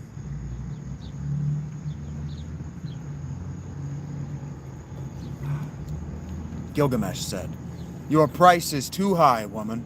Such riches are far beyond my means. Tell me, how could I ever repay you, even if I gave you jewels, perfumes, rich robes? And what will happen to me when your heart turns elsewhere and your lust burns out? Why would I want to be the lover of a broken oven that fails in the cold, a flimsy door that the wind blows through, a palace that falls on its staunchest defenders, a mouse that gnaws through its thin reed shelter, tar that blackens the workman's hands, a water skin that is full of holes and leaks all over its bearer, a piece of limestone that crumbles and undermines a solid stone wall, a battering ram that knocks down the rampart of an allied city, a shoe that mangles its owner's foot. Which of your husbands did you love forever? Which could satisfy your endless desires? Let me remind you of how they suffered, how each one came to a bitter end. Remember what happened to that beautiful boy Tammuz. You loved him when you were both young, then you changed. You sent him to the underworld and doomed him to be wailed for year after year. You loved the bright speckled roller bird, then you changed. You attacked him and broke his wings, and he sits in the woods crying, "Owie, owie!" You loved the lion, matchless in strength, then you changed. You dug 7 pits for him, and when he fell, you left him to die. You loved the hot-blooded, war-bold stallion, then you changed. You doomed him to whip and spurs, to endlessly gallop with a bit in his mouth, to muddy his own water when he drinks from a pool, and for his mother, the goddess Selili, you ordained a weeping that will never end. You loved the shepherd, the master of the flocks, who every day would bake bread for you and would bring you a fresh slaughtered roasted lamb. Then you changed. You touched him. He became a wolf. And now his own shepherd boys drive him away, and his own dogs snap at his hairy thighs. You loved the gardener, Ishulanu, who would bring you baskets of fresh-picked dates every day to brighten your stable. You lusted for him. You drew close and said, Sweet Ishulanu, let me suck your rod, caress my jewel. And he frowned and answered, Why should I eat this rotten meal of yours? What can you offer but the bread of dishonor, the beer of shame, and thin reeds as covers when the cold wind blows? But you keep up your sweet talk, and at last he gave in. Then you changed. You turned him into a toad and doomed him to live in his devastated garden, and why would my fate be any different?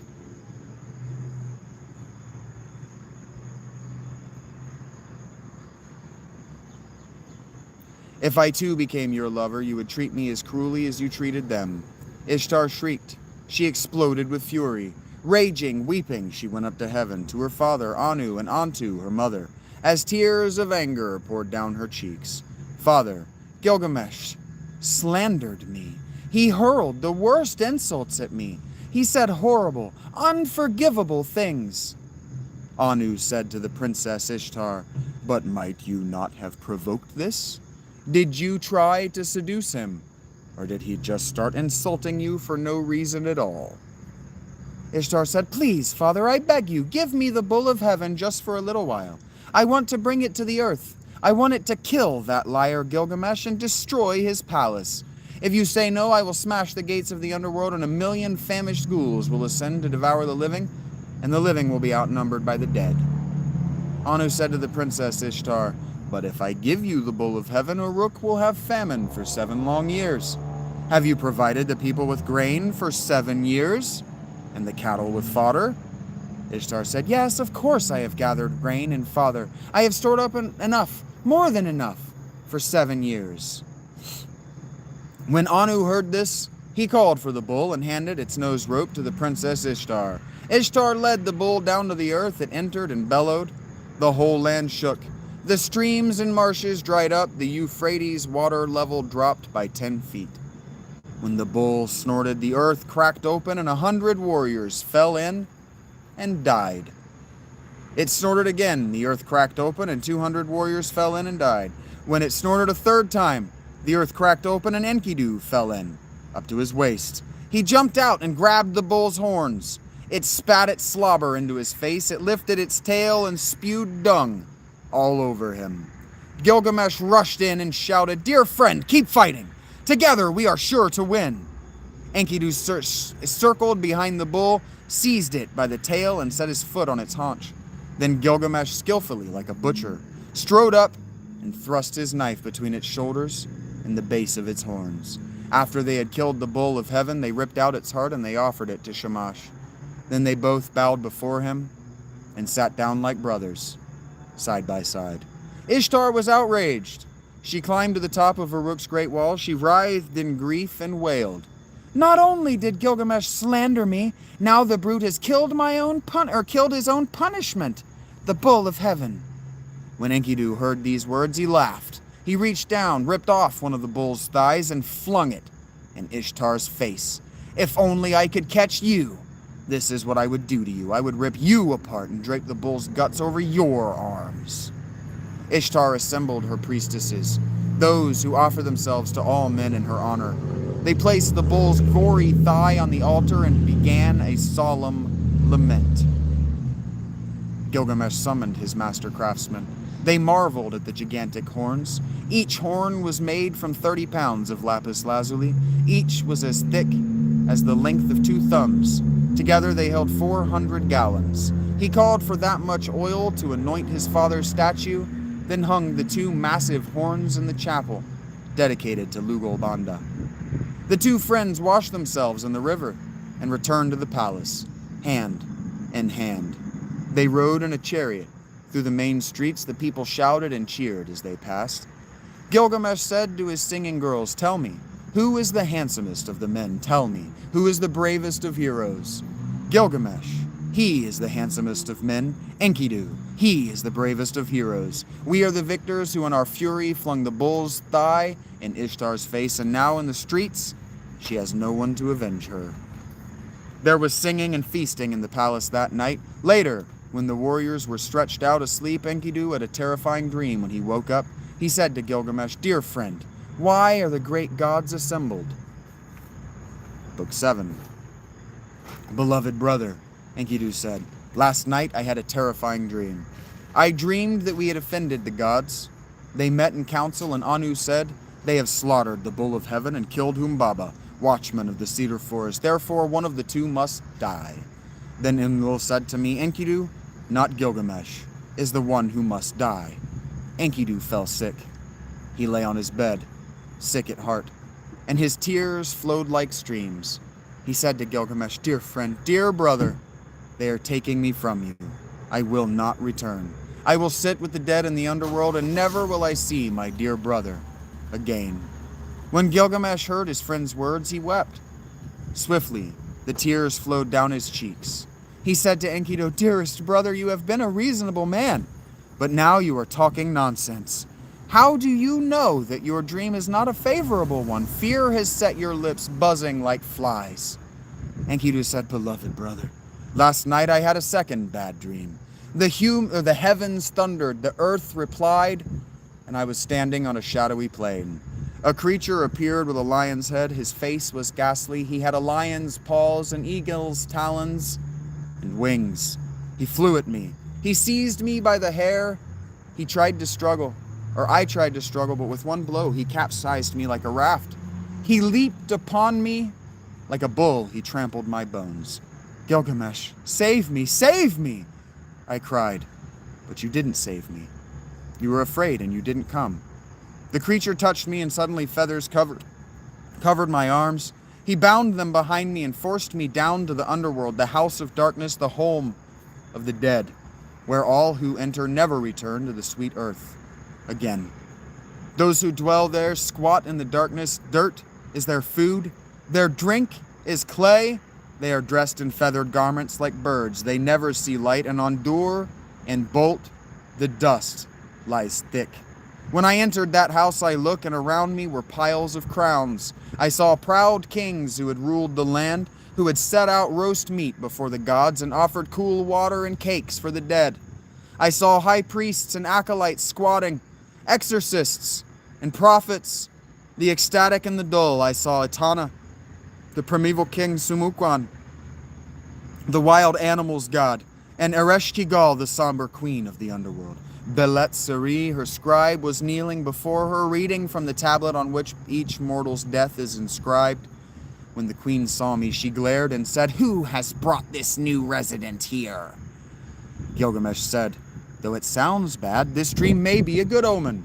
The gods seem dreams just to the healthy, never to the weak, so it is a healthy man who has dreamed this. Now I will pray to the great gods for help. I will pray to Shamash and to your god, to Anu, father of the gods, to Enlil, the counselor, and to Ea the wise. I will beg them to show you mercy. Then I will have a gold statue made in your image. Don't worry, dear friend. You will soon get better. This votive image will restore you to health." Enkidu said, "There is no gold statue that can cure this illness, beloved friend. What Enlil has decided cannot be changed. My fate is settled. There is nothing you can do." At the first glow of dawn, Enkidu cried out to Shamash. He raised his head and the tears poured down his cheeks. "I turn to you, Lord, since suddenly fate is turned against me. As for what wretched trapper who found me when I was free in the wilderness As for that wretched trapper who found me when I was free in the wilderness, because he destroyed my life, destroy his livelihood. May he go home empty. May no animals ever enter his traps, or if they do, may they vanish like mist, and may he starve for bringing me here." After he had cursed him to his heart's content, he then cursed Shamat, the priestess of Ishtar. "Shamat, I assign you an eternal fate. I curse you with the ultimate curse. May it seize you instantly as it leaves my mouth.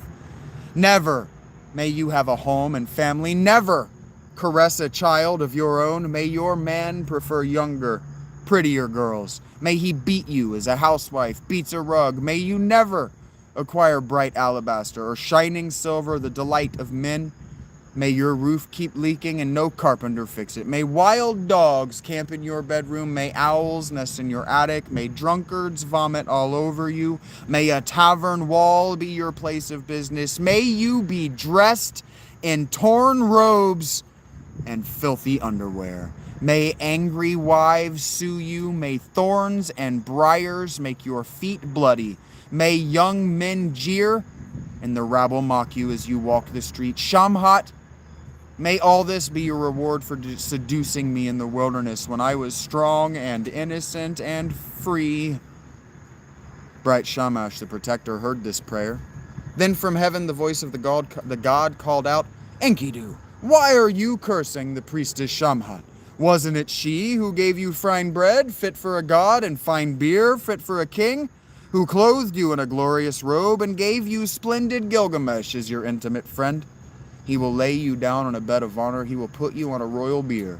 On his left, he will place your statue in the seat of repose. The princes of the earth will kiss its feet. The people of Uruk will mourn you. And when you are gone, he will roam the wilderness with matted hair and a lion's skin. When Enkidu heard this, his raging heart grew calm. He thought of Shamhat and said, Shamhat, I assign you a different fate. My mouth that cursed you will bless you now. May you be adorned by nobles and princes 2 miles away from you. May your lover tremble with excitement 1 mile away. May he bite his lip in anticipation. May the warrior long to be naked beside you. May Ishtar give you generous lovers whose treasure chests brim with jewels and gold. May the mother of 7 be abandoned for your sake. Then Enkidu said to Gilgamesh, you who have walked beside me, steadfast through so many dangers, remember me, never forget what I have endured. The day that Enkidu had his dreams, his strength began failing. For 12 long days he was deathly sick. He lay in his bed in agony, unable to rest, and every day he grew worse. At last he sat up and called out to Gilgamesh, have you abandoned me, my dear friend? You told me that you would come to help me when I was afraid, but I cannot see you. You have not come to fight off this danger, yet weren't we to remain forever inseparable, you and I? When he heard the death rattle, Gilgamesh moaned like a dove.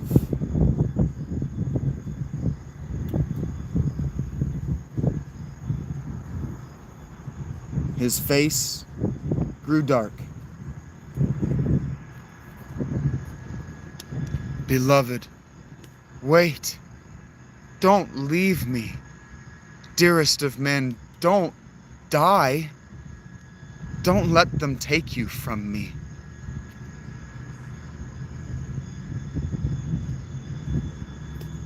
Book 8.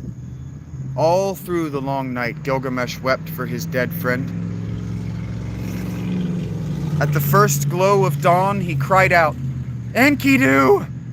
Dearest brother, you came to Uruk from the wilderness. Your mother was a gazelle, your father a wild ass. You were raised on the milk of antelope and deer, and the wandering herds taught you where the best pastures were. May the paths that led you to the cedar forest mourn you constantly, day and night.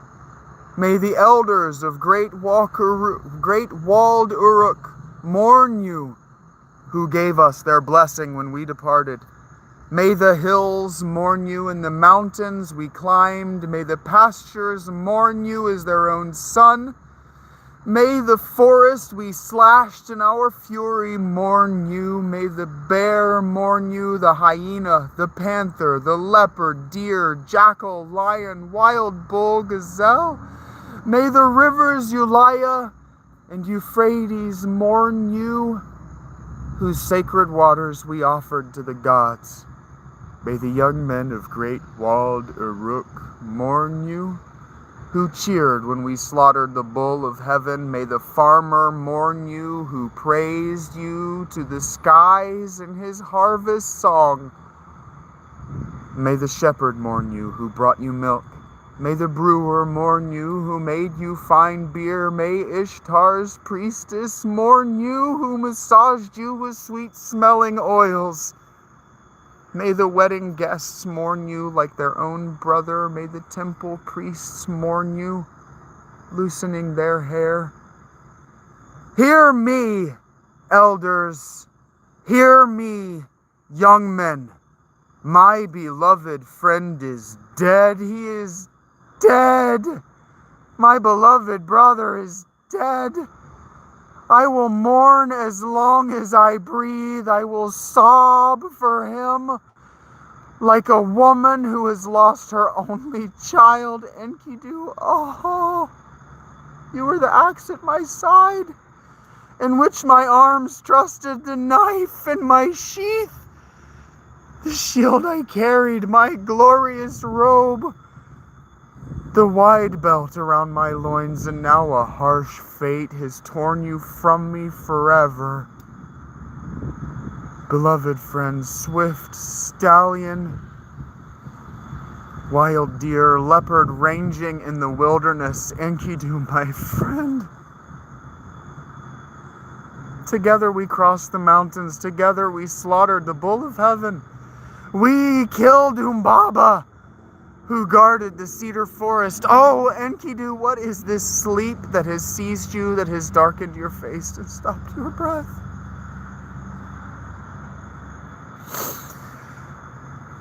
But Enkidu did not answer.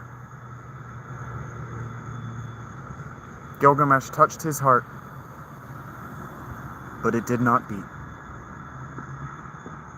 Then he veiled Enkidu's face like a bride's. Like an eagle, Gilgamesh circled around him.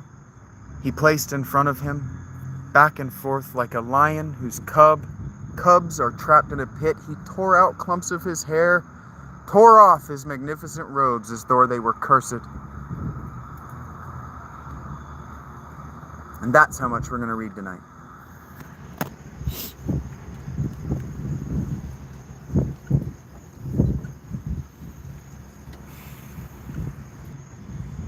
Thank you for that. Thank you for being here, Abs. That was for you, buddy.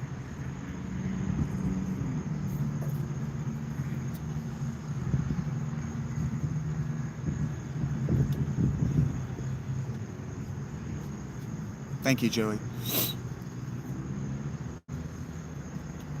Thank you for being here for it, Abs. I actually didn't expect you to be able to be here for it. It's too cold out here for a cigarette, but I'm gonna have a cigarette anyway. I'm sorry about the wind. There's nothing I can do about it.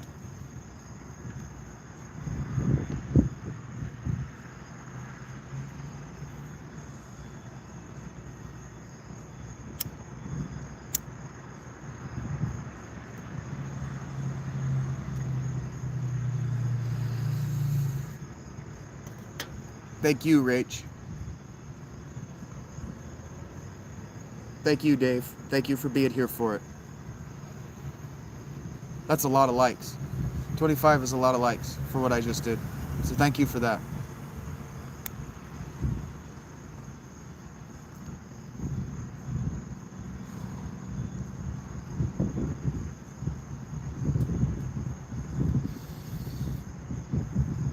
It doesn't get better after that.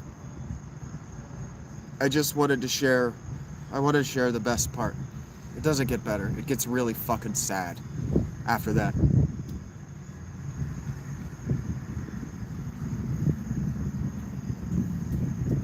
That lamentation is just too beautiful for words. Yeah, and that when I finish it, I'll tell the Patreon. Again, that seems to work. Telling the Patreon, letting the Discord know, that seems to work.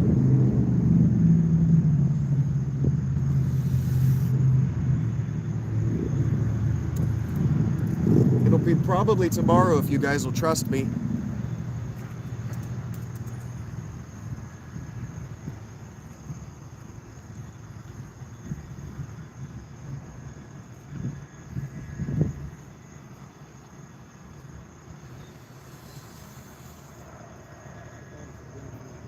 I'm gonna go inside. It's just a little bit after 8. I still got my stuff charging. I can charge my phone and I got a weird message from YouTube that I want to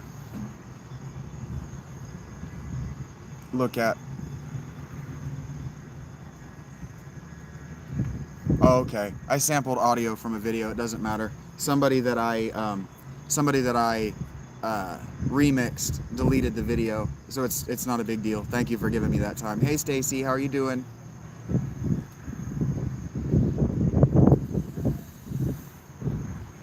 I kind of want you to hear the wind.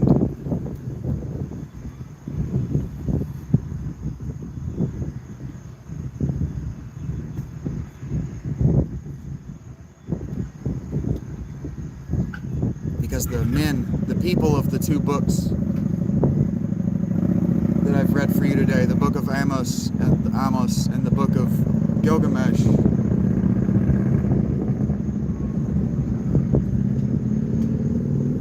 those people believed that God was the wind. So just let him talk for a little while. It feels fitting. Hey, hiya, Tarantia. Tammy, I haven't seen you in a minute. How are you doing?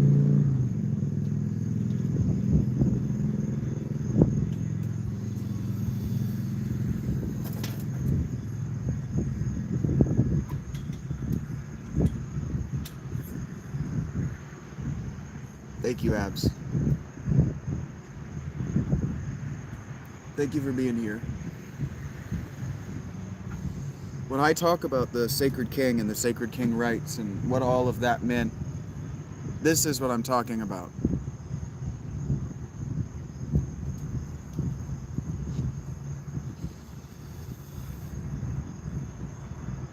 Prima nocta was a real thing.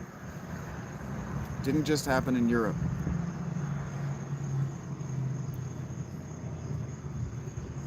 The Abraham, the binding of Isaac story is about stopping that shit.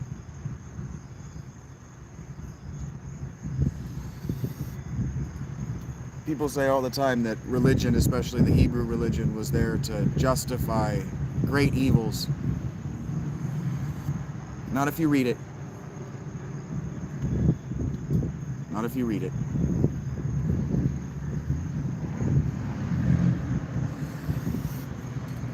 This very book that we just read, Gilgamesh, is about ending the sacred king. It's about why it ended among the Sumerians. So when Amos is talking about God reveres, or doesn't revere, that God will destroy Gilead for its sacred kings, this is what he's talking about. Sort of, not really. No, just not really. They just had a special name for it. The god Shamash is the same god as the Hashem. Just a different name. Shamash is many, many centuries older. And then the Indo-European language had a name for it before the Sumerians. So it's an old concept. Old concept. The only people who were allowed to have access to it were... You guys still close at 9, right? Like, I'm not being a dick? Okay. You're good. Thank you. They were just giving a name to something in their language that the world had had for a while. Welcome back, Samuel. Thanks, Sam. I appreciate that more than you know. If I'm going to get famous, I want to get famous for engaging with this literature, not for sitting around with my thumb up my ass saying hello to people that I love deeply. But there's a better way to love people than just sitting around with your thumb up your ass all goddamn day. So if I'm guilty of anything, I'm guilty of being as restless. I'm guilty of having the restless spirit that Shamash gave to Gilgamesh.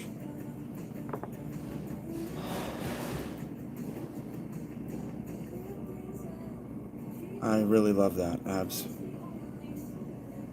I love that you're working out while you listen to me. I love that you guys are doing multiple things. I love when you guys do multiple things. And now I deserve to feel as tired as what I am. Now I deserve it. I earned it. What is this?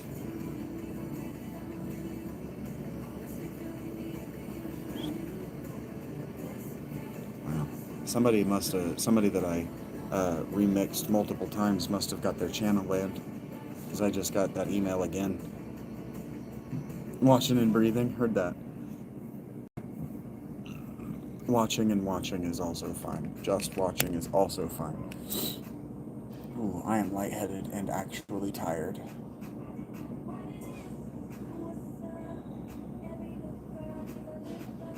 I hate this song.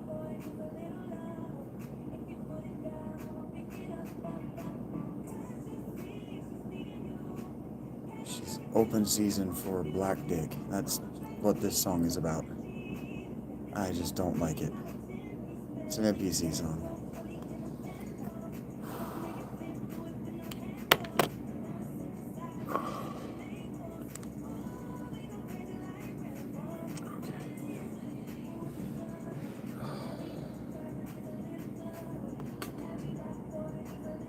I probably had the comments turned off last time, Mark. What's up, Dave? What are you wedding? Yeah, I want the vibe to be peaceful, Joey. I want the vibe to be peaceful.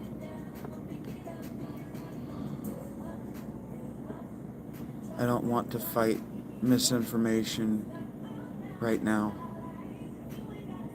I just want you to believe that the people who lived in the 4th millennium knew how to describe the world they existed in, because they existed in it.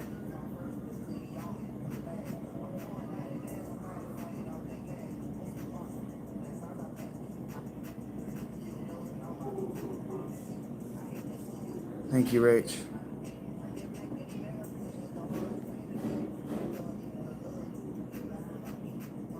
I'm sorry, I don't remember, Dave. Oh, this song that's playing above me, yeah. She says, every black boy needs a little love. If you put it down, I'm gonna pick it up. So basically, she's like, drop the dick on the table and I'll deal with it for you. Thank you, Samuel. And what was his congrats? Sorry, I'm suddenly very tired. What it is, yeah. It's actually negatively impacting me psychologically. Tammy, the abused mashup from ancient heroes to what it is. Yeah, it's affecting me psychically. If that's what you say, Mark. But you could just type shit somewhere else. Like, you can fuck yourself too. Yeah, no dragons, no sword fights. Well, if you understand the dragons and sword fights metaphorically, you can make the world as exciting as you want. Yeah, I got a Keanu Reeves look right now. I'm starting to grow up and my face is all skinny and shit, so I look all California. Where did I miss that, Sam? Where did I miss that? There it is. Thank you, Sam, for sharing that. This is the time to share that. And that right there, that's your Humbaba. Proud of you. So I said, if you mythologize your own life, yeah, I look a lot younger than my own age. Oh. The patchy beard is part of it. I gotta stop touching my face with these hands.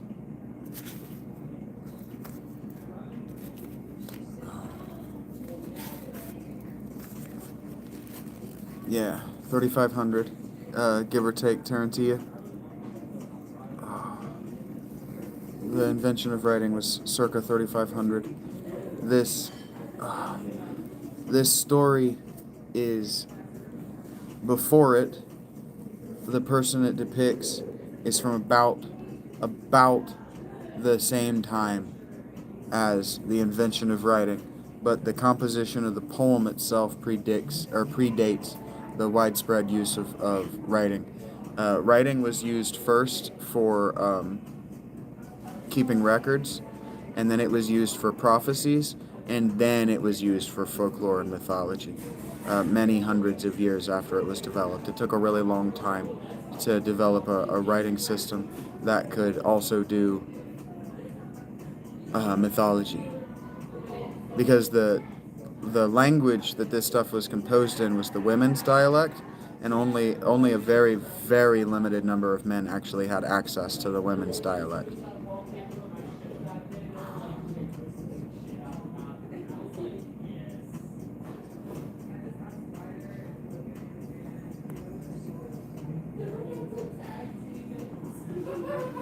Yeah, they found a new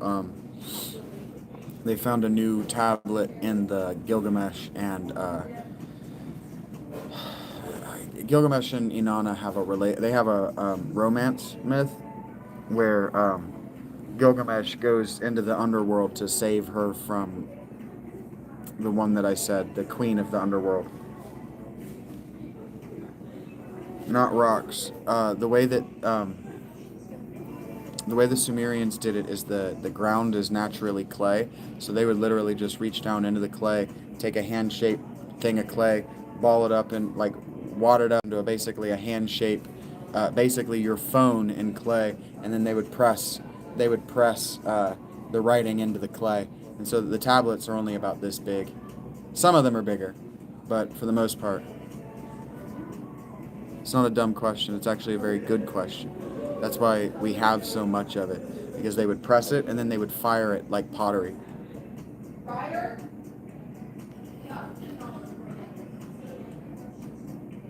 It's all good, Sam. Now is the appropriate time to do it.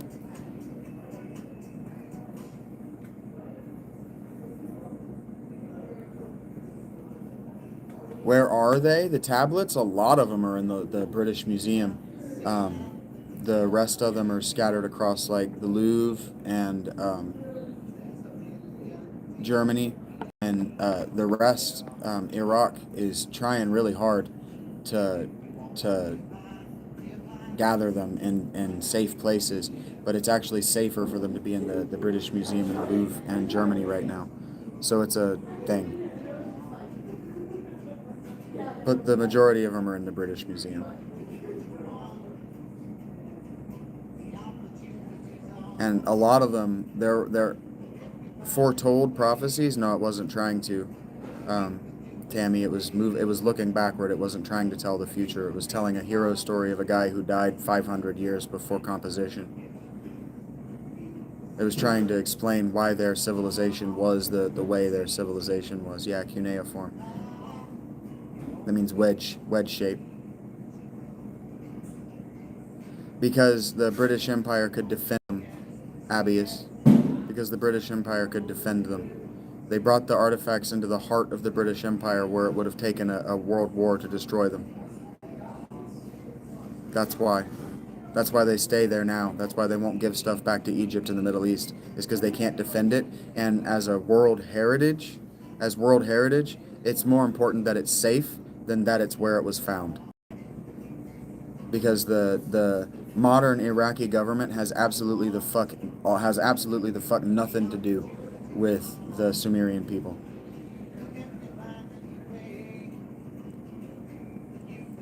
The Iraqi government, the modern Iraqi government, the modern Iraqi people, Islam have absolutely fuck all to do with Gilgamesh, and Muslims will destroy it. That's why.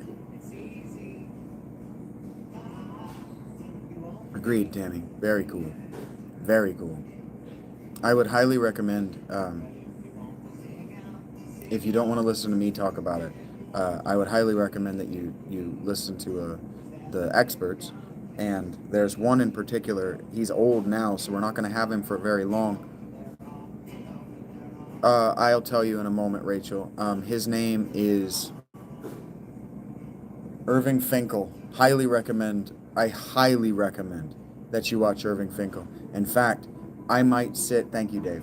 I might sit sometime in the Discord chat and just stream Irving Finkel YouTube channel videos, because he's incredible.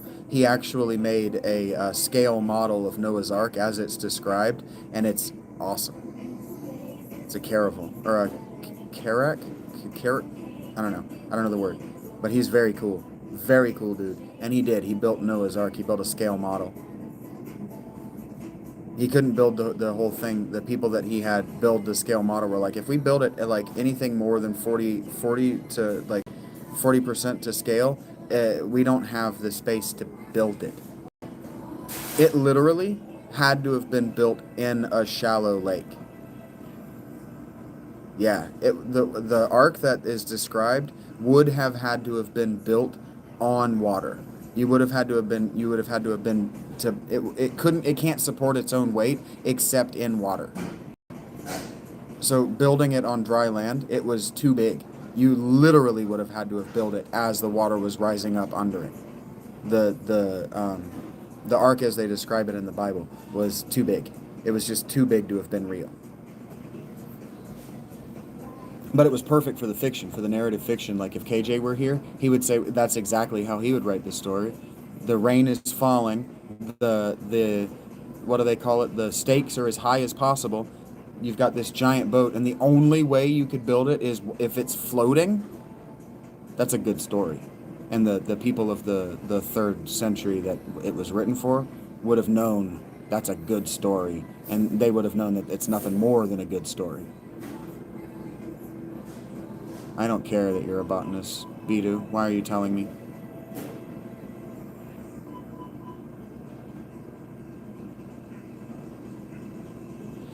Okay, and the reason that it was preserved and why this story is actually a really good one, Rach. The reason that it was preserved in this story is because when Sumer was destroyed by the Babylonians, they didn't empty or pillage their libraries. They set their libraries on fire, but their libraries were filled with clay tablets. So they just sat in the desert for 2,000 years. No, I'm not Christian. Couldn't figure out how to get to the Discord. The link is through my Patreon, Tammy. I made it a little easier to find and use the link. It's not, Beto. You're just wrong about that. The Atlantic broke and the Mediterranean flooded like 1.5 million years ago. Humans weren't human 1.5 million years ago. Never worn a cardigan, no, cow. Not a faggot. You couldn't be more wrong, Beto.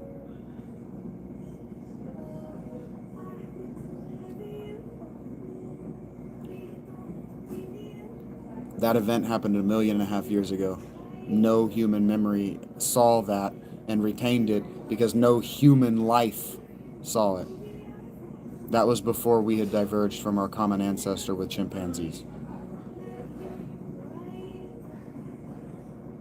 They couldn't have kept an account. They weren't fucking human. Chimpanzees didn't even exist yet. How would they have kept an account? If it happened 1.5 million years ago and writing was invented 3,500 years ago, you are off by a lot of orders of magnitude. They didn't have spoken language. Australopithecus didn't have spoken language. Spoken language wasn't developed before Homo erectus, and that wasn't before a couple 100,000 years ago. You're just off. You're off by orders of magnitude. Hi, High Life. You couldn't be more wrong, Beto. You just couldn't be more wrong. When did what happen? Gilgamesh happened in sometime between 4,000 and 3,000 BCE.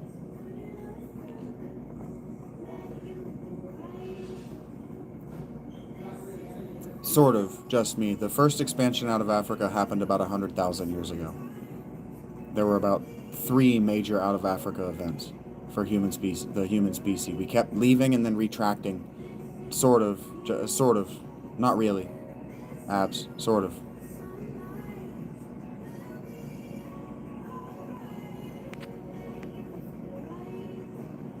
Couldn't have been accounted for. They didn't have written language. If they had written language, the Homo neanderthalensis that were making hand painted, like making paintings in caves, would have written down what they were seeing with words if they had the ability, but they didn't. Why are you talking about sub-Saharan Africa, Cow? I spent my life listening to those professors, Dave, and I don't have only one specialization. I'm interested in everything. Yes, they found footprints in North and South America that date much older than 23,000 years ago. They found houses in Mississippi that date to 33,000 years ago.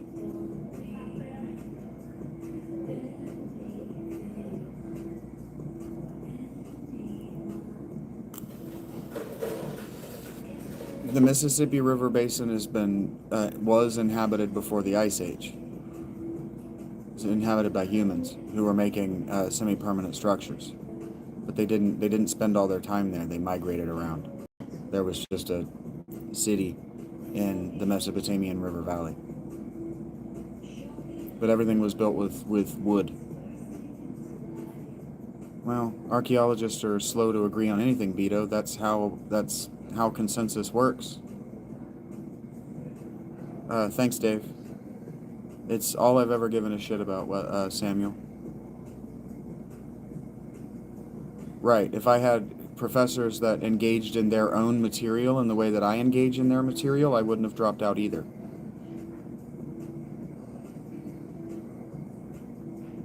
The footprints are impossible to not date. You can carbon date the footprint. Well, whether you're a scientist or not, everything you're saying about history is wrong, so I don't believe that this is your field. Hey, take care, Abs. I'm really glad you got to see that. I'm really glad you were a part of this. Bursting into life. I like the original better. Not all of it.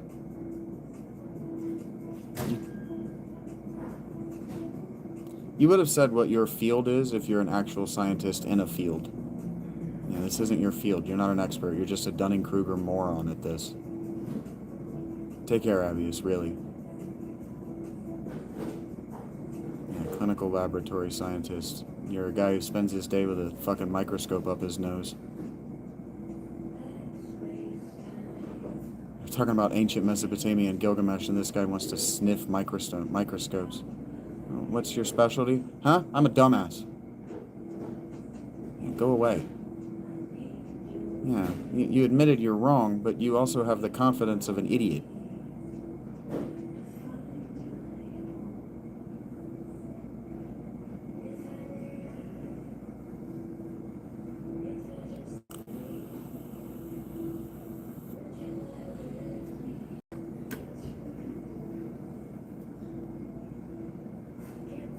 Architecture is not one of my interests, Samuel, but it should be. Because there was a woman in the 1920s, I think, who was doing really interesting work on where Freemasonry came from, and she was aborted because Freemasons were in academia at the time. And so I found her work while I was trying to research, while I was researching medieval Italy, and I can't find it again because I think she was scrubbed off the internet. That happens a lot more than you believe. There are ideas of Karl Marx that have been scrubbed off the internet because they're too prevalent. Like bourgeoisie guilt. Google bourgeoisie guilt and see if you find anything. What up, 614? I don't love that I don't love that you're having a long day at work, unless you mean a long shift and you like the hours. She's gone. I don't know her name. Manly P. Hall is not like this woman. If you actually read Manly P. Hall, he was fucking wrong about everything. I gotta take a second to say this, because the Secret Teachings of All Ages, I read that during my homelessness. He's fucking wrong about everything he says. Everything he says is wrong. Everything. Couldn't be more wrong. I think I was actually arguing with the Secret Teaching of All Ages while I played the first Final Fantasy. I argued with some book. I was arguing with it for the channel for a while. I don't know where you'd find that or how much of it I actually did, but I read it. I read it, and he's wrong about everything. Everything. He couldn't be more wrong. Because when he was writing, when he wrote that book, I've read The Prince. That's the only Machiavelli there is to write, or to read. But yes, I've read The Prince. Unless we're talking about his personal journals, and I just couldn't give a fuck about the man. I just couldn't give a fuck.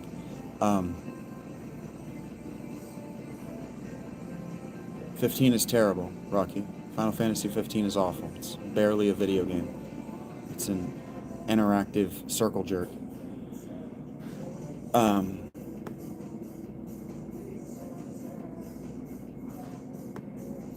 I was in the middle of another question when I saw that.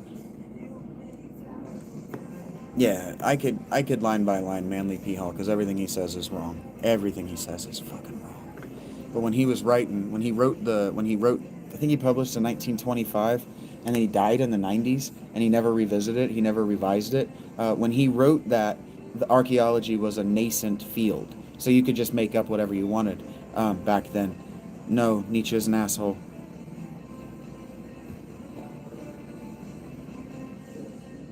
You should be scared of the cult of Bacchus. The cult of Dionysus is the cult that I've been talking about being evil all day. The Christians were persecuted because the Romans hunted down and destroyed the cult of Bacchus with extreme prejudice. All those Christians they were killing because they were Bacchans.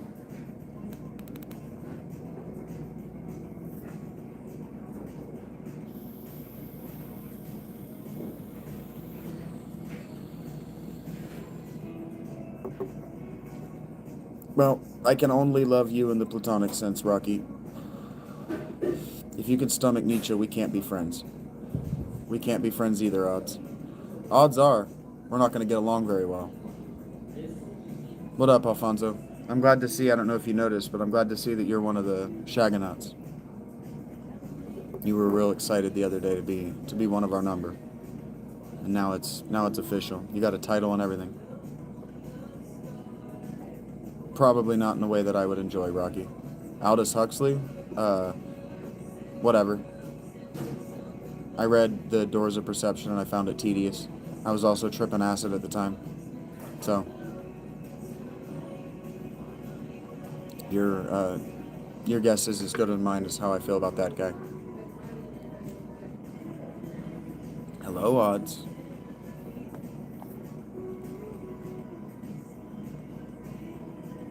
I got 10 minutes. I'm not educated, Rocky. No education to speak of. I just like to read. You did get it gifted, Alfonso. Yeah, Rach hit you. Welcome back, Rach. Your front's here too. Undersourced like crazy. He thought that being able to say that he had access to secret Freemason libraries was source work, and he's a fucking asshole. Manly P. Hall, Rachel. Total asshole. Canadian, too. Coincidence? Reading is not a form of education. Education, the word, means what's been taught. I haven't been taught. Actually, that's not what it means. But I haven't been educated. I don't have a master, and I don't have a certification. Heard that, Greenie. Thank you. Just making shit up. Manly P. Hall and he thinks that sourcing Madame Blavatsky counts. She just made shit up.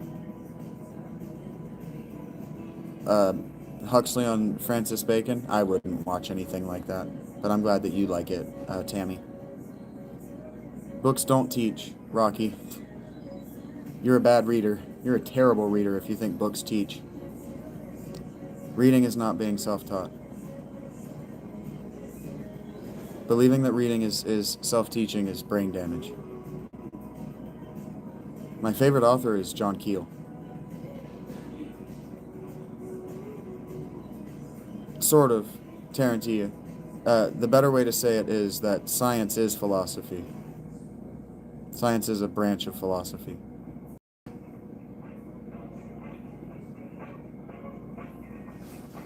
Anyway, the scientific method, if you're going to say the scientific method is philosophical, what you mean to say is it's theological, because it was developed, the scientific method was developed by a Christian theologian trying to prove God. So if you're making the argument that you're making, Tammy, you're making it badly. It's a slippery slope, because you're kind of wrong. Science is theology, it's not really philosophy. 2 E's, but John Keel, yeah, author of The Mothman Prophecy. Somebody asked me the other day what my favorite book was, and I was really struggling. The Disneyland of the Gods is my favorite book. Books are written by women, too, Dave.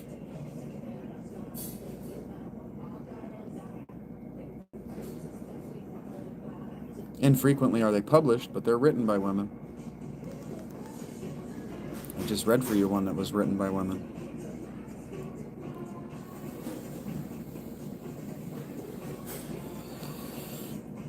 I know, but I'm asking you whether women are fallible.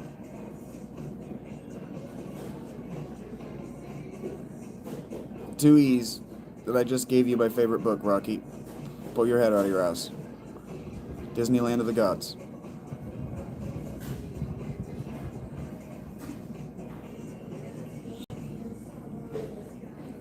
It's hard to hear when you're wearing a colon around your ears. Maybe. Maybe, Dave. A real man isn't, though.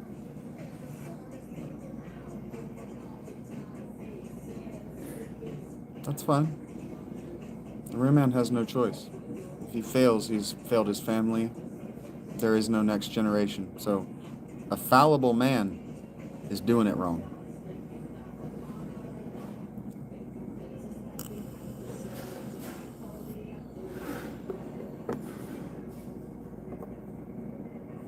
Ancient Aliens is a joke, Rocky. Do you think I just read to you Sumerian literature and I believe that all of the gods in that Sumerian literature were aliens? Do you really think I'm that dumb?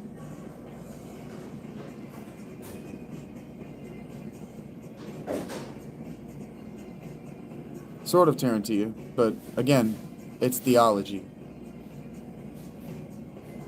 Just saying, Rocky. You could have been.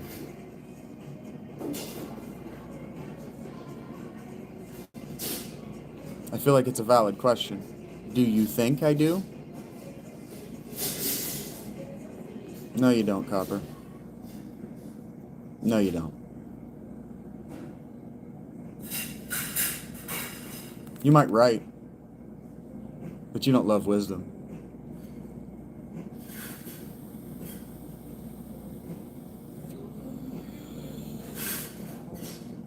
Nope.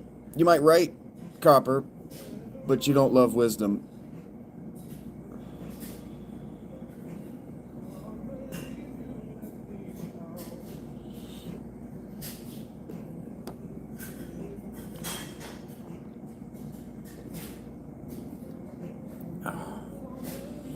Well, natural philosophy, the sciences, are a division at Aristotle. Aristotle was a natural philosopher, and he rejected metaphysics. But the scientific method is a metaphysic.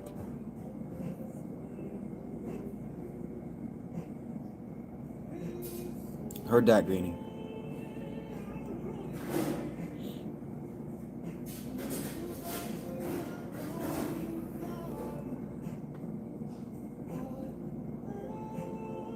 Cherish is not something that we all do with wisdom, Copper. Not even close. Have you read anything? Have you ever read anything other than your own writing? Seriously, I want to know. Have you read anything besides what you generate? Besides the prompts that you type into an AI?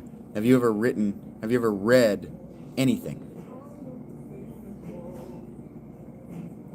And this is where we flash back to kindergarten, where when somebody challenges your knowledge and you don't provide an example, we go, yeah, he's an idiot.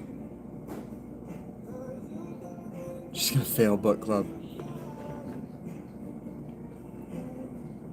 No, you don't. You don't, Copper. You don't. You just don't. Not philosophia. Sure, but you're not reaching it in one line of text. Your text limit. You're not reaching it in one line. You're just not that. You're not that witty.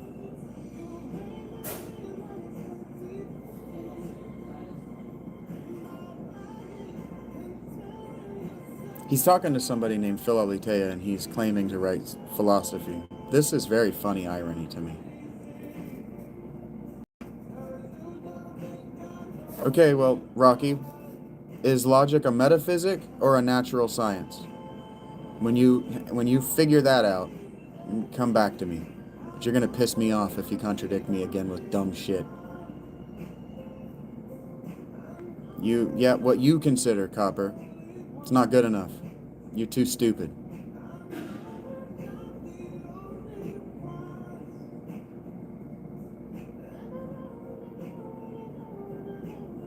Yeah.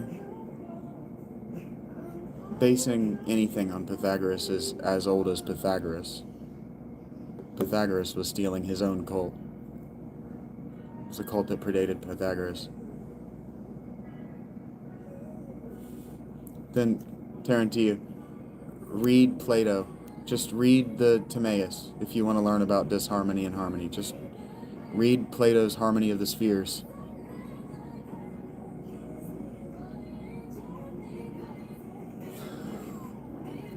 Like, it's my copy of Plato's Compendium was free. You could read this. Yep. And fundamental things are metaphysical. Goodbye, Rocky. Idiot. Stupid ass.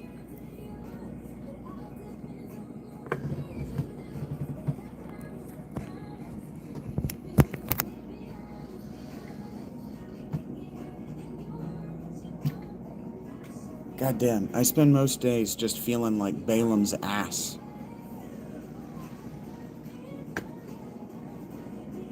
You don't want to go that way. There's an angel trying to talk to your dumb ass. Don't go that way. Stop hitting me. You don't want to go that way. There's an angel talking to your dumb ass.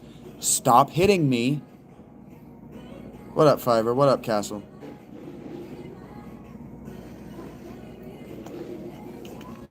Does everybody know the story of Balaam's ass? I just told it to you.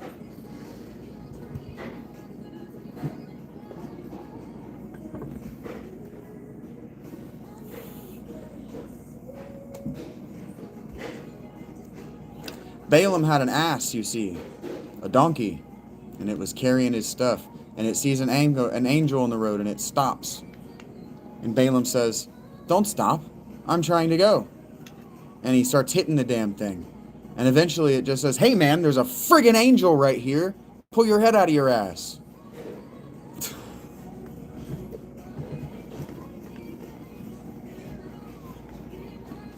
You are in the presence of the divine. Act accordingly.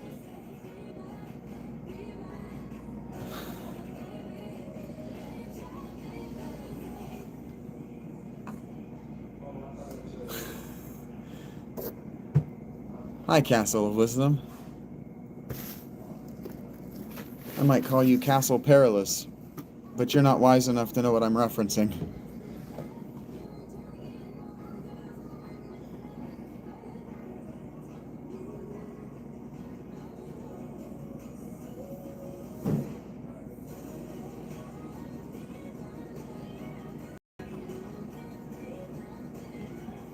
Next, this asshole's gonna want to argue with me about the difference in scientia and gnosis. I'm gonna just reach across the screen and slap him right in the fucking mouth.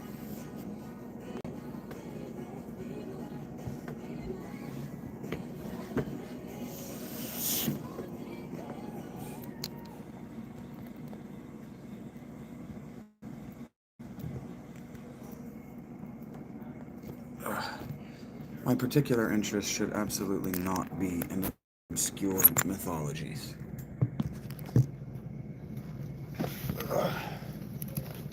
Because then people come around me and they have names like Wisdom. And I go, "Oh yeah? Talk to me about what you know about the ancient world." So the wisdom that you have is just gnosis. You just farted today and you thought, that didn't stink as bad as yesterday. I must be God.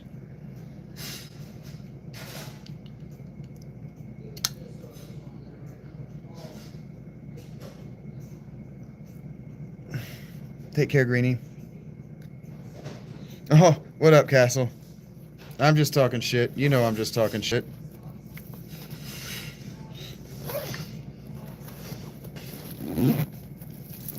I actually gotta protect him. You know I'm just talking shit, Abs. I just dismissed 2 people for annoying me. How you doing, buddy?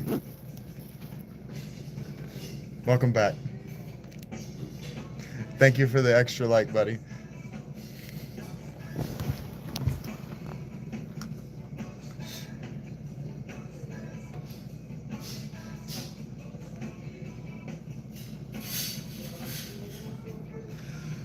Ab has a habit of catching me. Yeah, Ab has a habit of catching me talking shit. Hey, welcome, Ellie. How are you doing? Yeah, you made it. Jeremiah's gonna get upset. Somebody message him on Discord and let him know I'm about to go for a walk. You had your sniper trigger ready. You're like all 3 in a row and it's gonna go off the rails.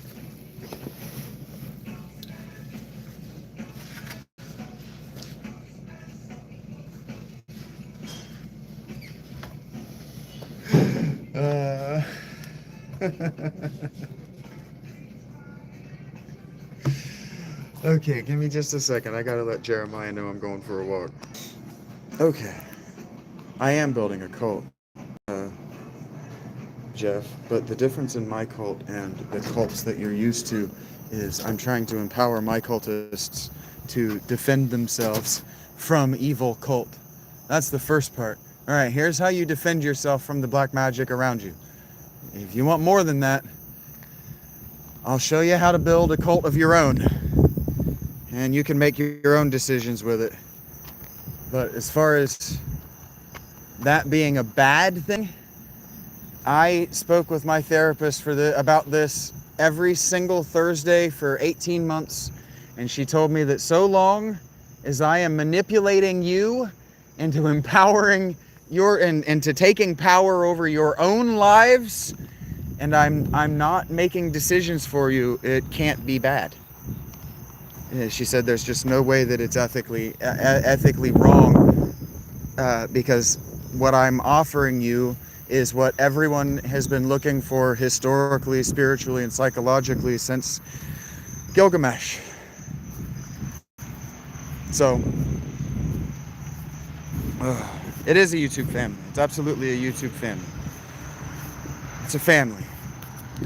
It's a family, but you just work with me here. I've been talking all day about how found and built families are a cult. It is a cult. And that's okay. It's okay so long as, like my therapist said, so long as you're manipulating people into making good choices in their lives, it can't be in their lives, and you're not benefiting from it in an extraordinary kind of way, it can't be a bad thing. You've been learning about bozo? Yeah. Yes. In the strictest definitions, in the strictest terms of definitions, I am a religious person. I am teaching. I hate that idea, but I am teaching.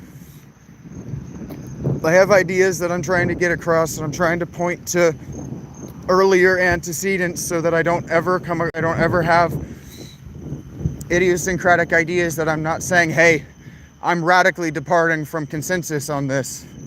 Otherwise, I'm here to defend consensus.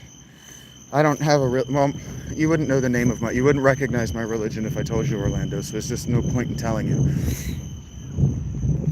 There's no point in answering that question while I'm answering it.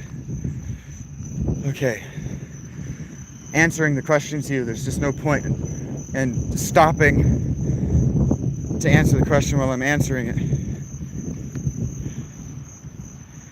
I don't feel mad. I don't feel mad. And so, yeah, by the strictest definition, like the academic definition of cult is effectively any group human behavior. We're just not, you guys have a habit of forming up around me and saying, we're going to get you a whole lot of money so that you're X, Y, and Z as our whatever, our YouTube personality, right? And it's not a bad thing, but that's what cult does. That's what cult does. The only thing is I'm doing my best to divert that so that your attention's not on me, your attention is on our ancestors. The ancestors are more important to me. Yeah, the personal info thing is annoying. And the asking me what's the name of his religion when he tells you, it's conditional reciprocity, but you just wouldn't understand what that means, and I don't feel like stopping to explain conditionalism. No, it's fine. He annoyed me. I wasn't going to answer the question, and he was just going to answer. He was just going to ask it again, because he had turned to ask in the group, like you do when you walk in on a cult. Can I subscribe to your channel? Not from here, but if you're a public sub on mine, I can. You don't have anything to be wrong. So sorry for Fiverr.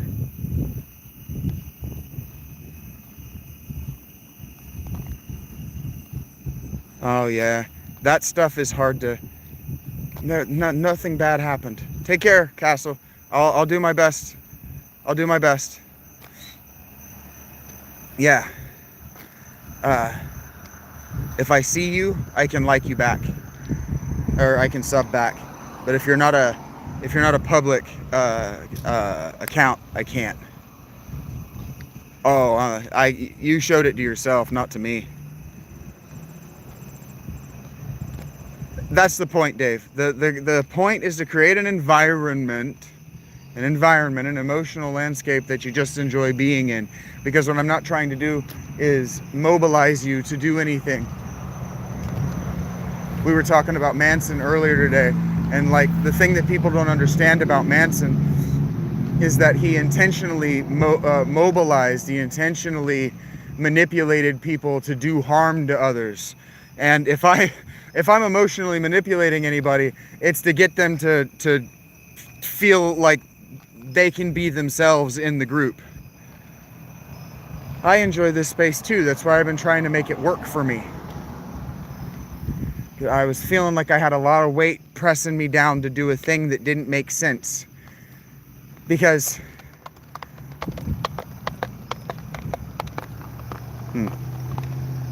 just had another American Beauty moment with a piece of trash, where the piece of trash did something that looked like it had agency for a moment. Just a second, like, that cup seems to have agency. Hello, Novids, and hello, Nug. Hey, Ange.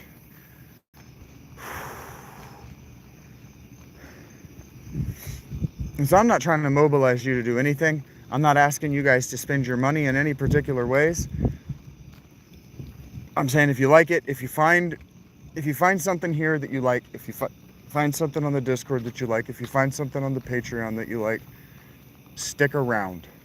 And if you eventually feel like making a purchase someday, fucking do it or fucking don't. It's not a big deal. I'm telling you what I do on here. I'm literally telling you what I do on here. No vids. While you were typing that, I was telling you. Damn. Man. Damn. Do you not...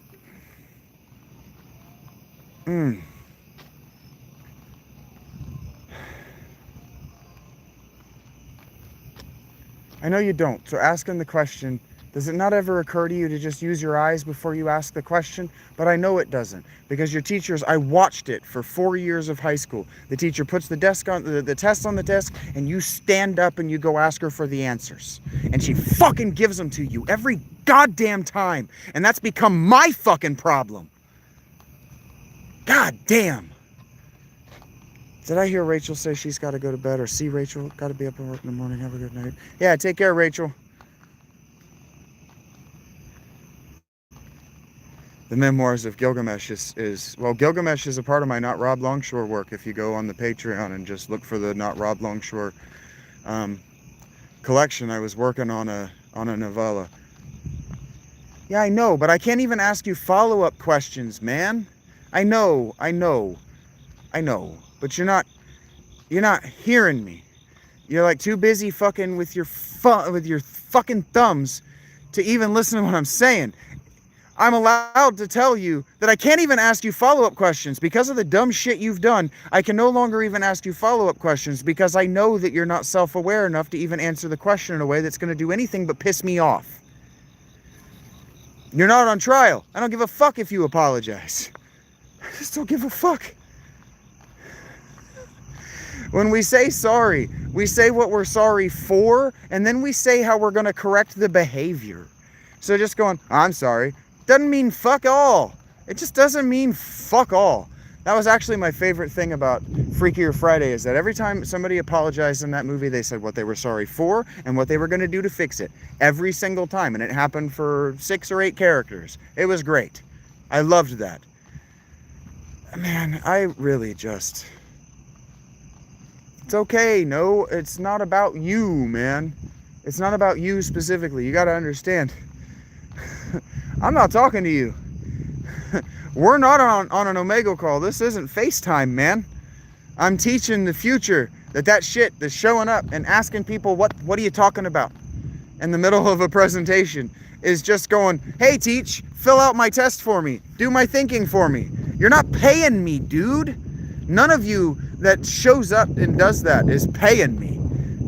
So you show up, hey, what are you talking about? I know I showed up in the middle of a movie that I didn't pay a ticket for, but now I'm going to interrupt everybody in the audience to ask what's happening in the middle of this movie. Hey guys, what's happening in the middle of this movie is what you just did, bro.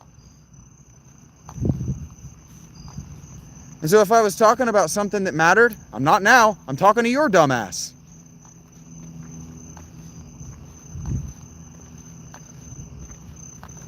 And like, does that not occur to you? Does it not occur to you? Oh, this guy's, he's walking and he's talking.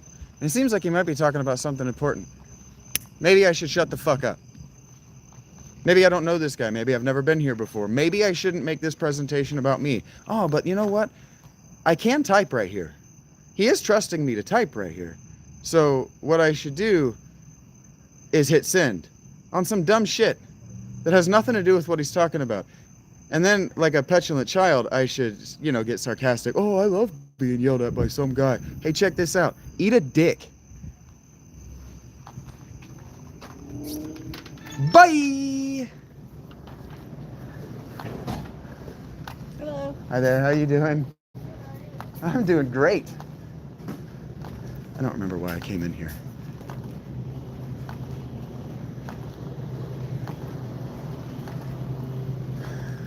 I don't want anything. I just walked in here because I always come in here. That's funny. It's fine to ask the question, Greenie, but you know what you can also do? Not. You can just let the movie tell you. The movie's gonna tell you. That's what my mom used to say. If ever I'd ask a question in a movie because I didn't understand what's happened, she's like, well, watch the movie. I bet it'll tell you. Okay. Maybe it will. Maybe it was written by a human being who wanted me to watch the whole thing. It's first time seeing me walk funky. I don't know what. And I don't need a beverage. I got water back at the tent, and I already bought a Mountain Dew, so I'm just gonna buy some breakfast bars like I actually want them. Like an asshole. Actually, I'll just do the chill thing, and I'll leave. I won't even bother.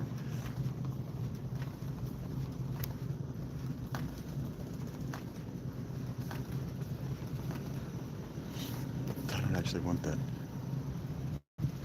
My walks are epic. They're revolutionary. Get a helium balloon, they're out of helium. It's chilly where you're at, Pacers. It's chilly here too.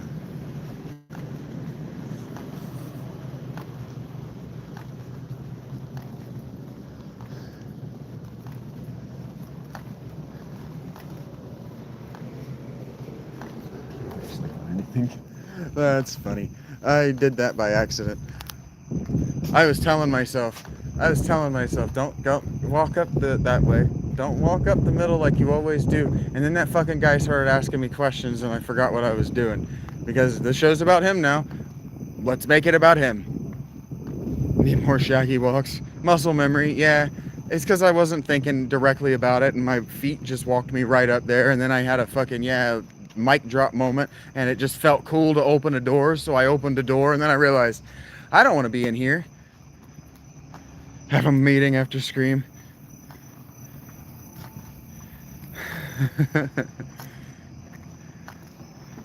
No, Angela. Shaggy's never huffed helium. No interest.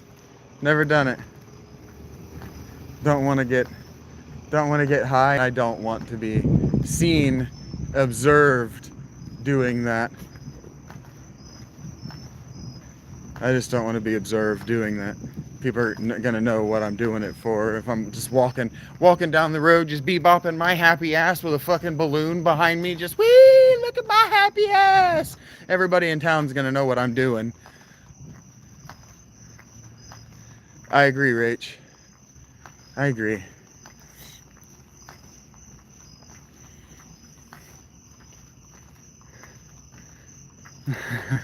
It will, Greenie, if you smoke enough of anything, if you inhale, if you replace enough of the oxygen in your blood with any gas that's not oxygen, you'll get high or die.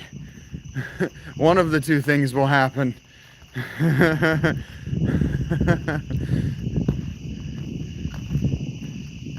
Yeah, please don't, Rach, because the red balloon, especially now that I'm back here, just makes me think of it, and I would just prefer not to think of it, that is.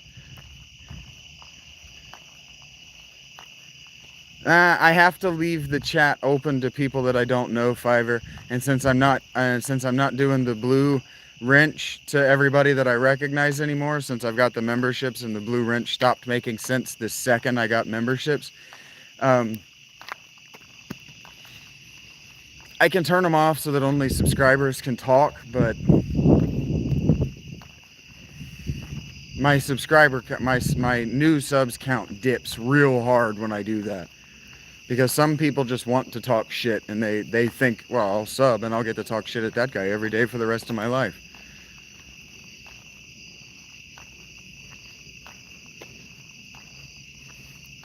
Yeah, that's probably a good idea that you didn't do it, Greenie. It's not good for you, and it's highly addictive. Highly personality changing is nitrous whippets. What up, Trav? How you doing, bud? It's always good to be seen by you. Hope you're doing well.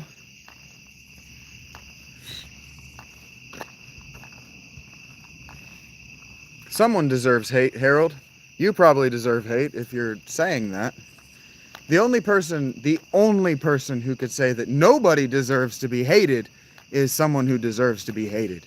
It's like the only person who stands up and says, yeah, child molester shouldn't face prison time. I'm all right, Cassidy. How are you? Hey, Spectrum. How you doing? Yes, please do hit that like button. Please do subscribe.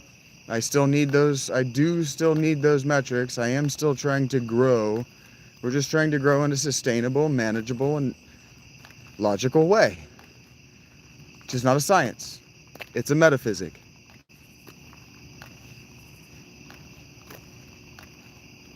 Had Tammy, and I wouldn't call her a decent therapist. She did more damage than she really did good. But I had a plan, and I knew exactly what I wanted to get out of therapy, so I got it because I was spending money on it, because I'm an intelligent person. But if you don't know exactly what you want to get out of it, you're mostly just going to do damage, because the people in psychological positions are fucking idiots. The people in therapy positions they're not healers, they're college graduates. Like, my therapist didn't have a psychology background.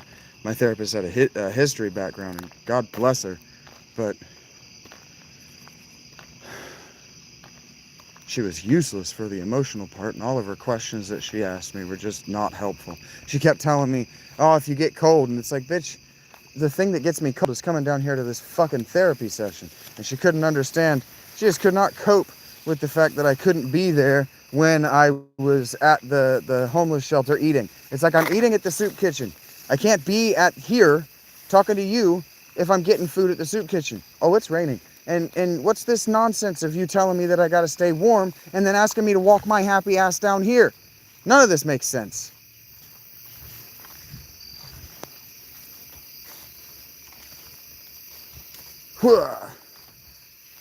So I got a year and a half of that for free from the state. And then when she told me that she was gonna do something else with her life, I said, oh, thank God I never have to come back to any one of you ever again. No, she wasn't really listening to me. She liked talking to me because of the things that I talk to you guys about. She would be like, oh, what are you reading? And want me to just talk about my reading. And I'm like, bitch, I am not here to fucking entertain you with a one-sided fucking book club. I'm here to work on some serious shit. What is your problem? Hello, Ito. Now I have to pee, so I'm gonna throw you guys right here in the tent. Try real hard not to make a mess of my pants because I gotta do laundry soon. But it ain't gonna be tomorrow.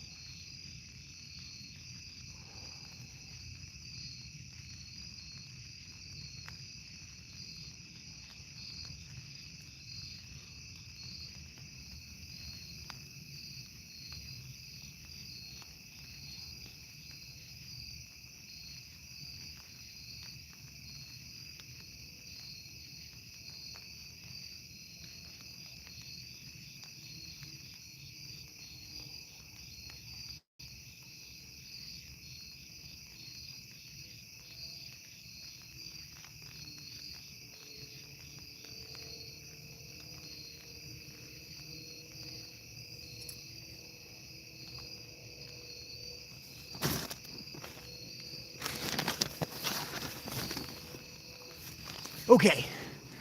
And in the tent. Somebody.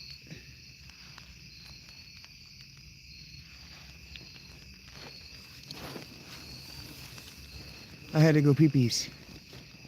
Hey, what up, Alec? Thanks for being here. Okay. Put the bibble where it's not gonna get destroyed. I got 2 bottles of water right here. Oh, there he is, Mr. Universe.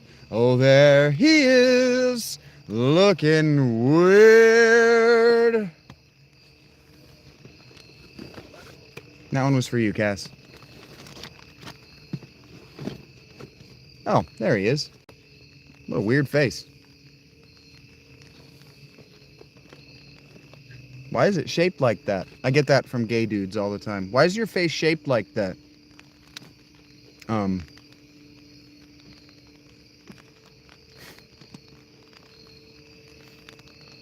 Rachel always likes it when I do that, so you guys get to cope now. I did it all. Never mind. What? Face shaped? Yes, my face is face shaped. Rach, my face is indeed face shaped. There's a whole head behind it and everything. It's wild. Hate for the nookie, or for the nookie shit. That's 2 H's. Ha ha. Ha ha ha. My butt is what? My anus is bleeding. My anus is bleeding. My anus is bleeding.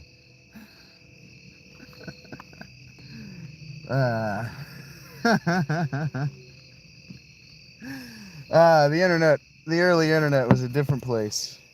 Just a different time. I think Cass took off. She's like, oh, God.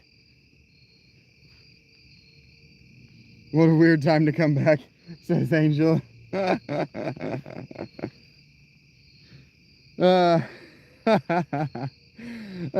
What help? There is none for me. There is just none for me, Cassidy. Ow, ow, ow. I say this random shit for the passers-by. And so anyway, very soon I'm going to be taking my bow for the trying to stay awake and be entertaining portion of today's programming. And I would just like to say, real quick, while I've got 22 people in the audience, captive, watching my light swing around while I clean my feet, I fucking told you guys. Just listen to me. If you just trust me, I can put on a show that's not going to leave you feeling like I don't love you or like I've rage quit. I just have to reposition a little bit, figure out what works, and then manage my expectations.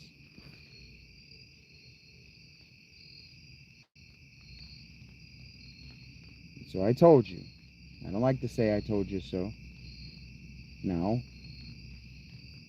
spend money. I'm joking. Not about the I told you so part, about the spending money part. A day in the life of Shaggy, that's right. Dogging and all I see is I hear about his bleeding anus. I was taking the dogs outside. Come back inside and this guy's talking about his bleeding anus. And all she can talk about is making out with me. No, I will not make out with you. Borophyll over here. I'm not alone, Tammy. Shaggy mentally. Oh God. What could Fiverr actually put there? So much could happen. Anything could happen. Now I do owe big thank yous to Alec for trusting me that I told you so was a joke, guys. But I did tell you so. You just trust me. Just trust me. I can maintain an audience of 20 people for 2.5 hours. Just trust me, I can do it. I just have to figure out how not to get interrupted by people who should know better.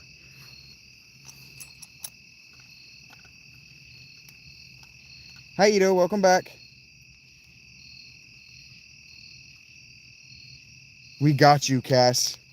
We got you. We wouldn't let you fall through the cracks, even if you might be inappropriately young to be hanging out with me. We got adult women here. I wouldn't do anything in their presence or out of it.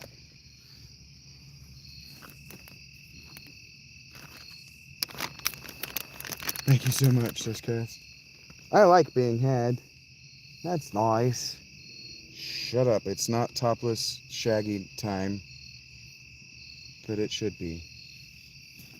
Shut up, Rachel. I don't know who that it should be came from. I don't know where that came from. Actually, it's gonna be. I need to come out of this shirt. I need to sweat. Exactly 0 more in that sweat today. In that shirt today. I need to sweat exactly 0 more in that shirt today because that shirt's starting to smell. I really need to do laundry tomorrow. I don't like breaking away from you guys, even for an hour. I just don't like it. And laundry isn't a good story, so breaking away from you to do laundry is just not a good story. Ouch. So when I have a good story, I'll probably do it in 2 days when I go and pick up my SD card. I got a SanDisk. I'm too warm now. Shit, this shirt is perfect. God, I'm so good at things. Just so fucking good at things, man.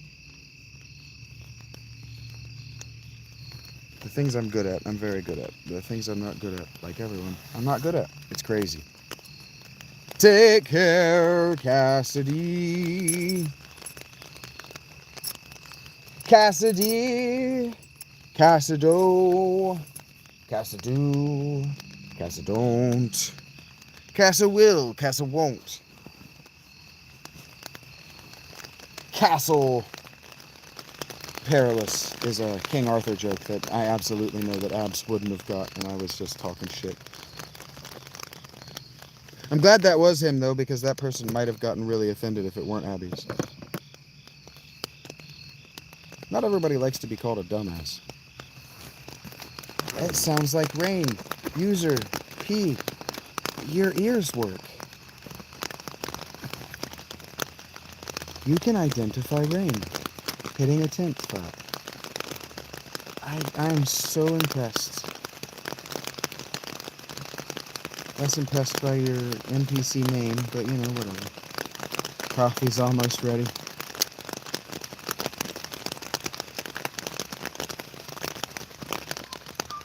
Yeah, it does sound nice. I'll hang out with you guys for a little bit so you can hear it and just enjoy it with me. But, no, I'm not eating chips.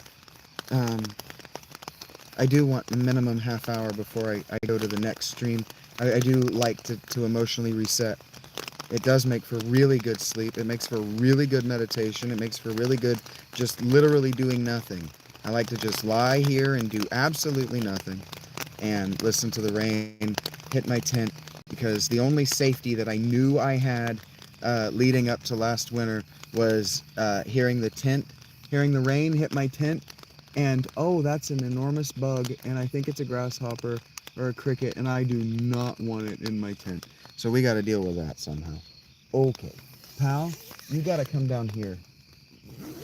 This can't be where you're at. No, no, no. You cannot live in here with me. Where are you at, my friend? Come here. Get on this. Damn it. It did the thing that crickets do, and it leapt to God knows where. Yeah, it's really, really nice. And so anyway, sitting here and hearing that sound,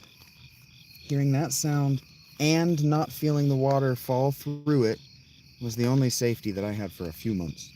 It was the only thing approaching safety I had for a few months. I am being targeted by the insect kingdom. Last night it was a giant fucking spider in that same spot. Tonight it's a fucking cricket of some sort. I did not want it in here. I really hope it... Nope, it did not. It is on my light. Okay. Work with me, Cricky. Work with me, Gemini. Oh, fuck it. Jiminy, work with me, man. Work with me, pal. Shit. Yeah, can't you see that you are upside down? Come down here, you stupid ass. Like, seriously. Don't do what you're doing. Please, son of a bitch. There we go. You fucker. For a second, it worked. Why does this work for other people where they're like, hey, get on this thing that I'm holding? Ah, I'm not my foot. Yep, you're doing the wrong thing. You're going the wrong way, friend. Just get on this thing I'm holding, please. Please just get on it. It's not sentient. It's just a thing that I want you to get on for a second. Please? God damn it. Work with me, man. See? Yeah, get on it. Just for a second. I'm trying to help you. I swear to God, I'm just trying to help. Ah, we're on the same team. No! That's the correct direction. Go that way, yes. Haha, victory is mine, you son of a bitch.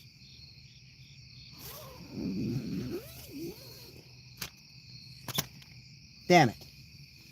No, there's a flying insect of some sort in here. What is this? I'm not touching that thing. Do you know what crickets have on them? I don't. It's gonna want to, like, kick its fucking legs into my hand? That ain't happening. No. I succeeded in the way that I choose to succeed. Evicted, yes. A word that has no particular trigger for me. I see it once, and that's it. No, no, no, no, no. We're not hurting Gemini. Or Jiminy.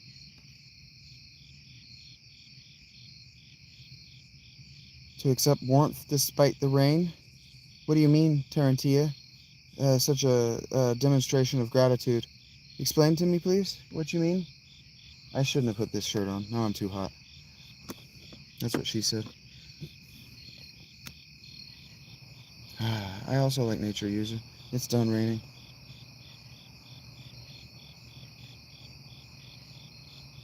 No, Rach, I said that it doesn't have a particular trigger for me. I was going to make that word triggers me, but it doesn't actually. I was going to make a joke about it triggering me, but it actually doesn't. Alright, we're going to do 5 more minutes, and then I want a half hour to myself, and then we're going to play Final Fantasy. That's what I was trying to say, and then the cricket decided that he wanted to be on my face. Oh, man. These tights, the only thing is about these tights is they're tearing up my left leg for some reason. Yeah, thank you everybody for the likes. This one was a little bit outside of the wheelhouse. Everybody run in place.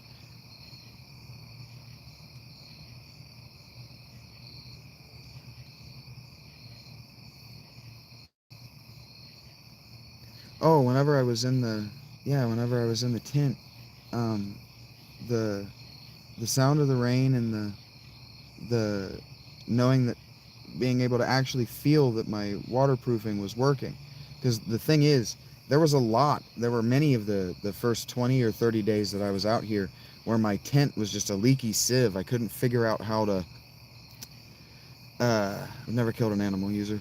um, uh, I couldn't figure out how to keep it from leaking.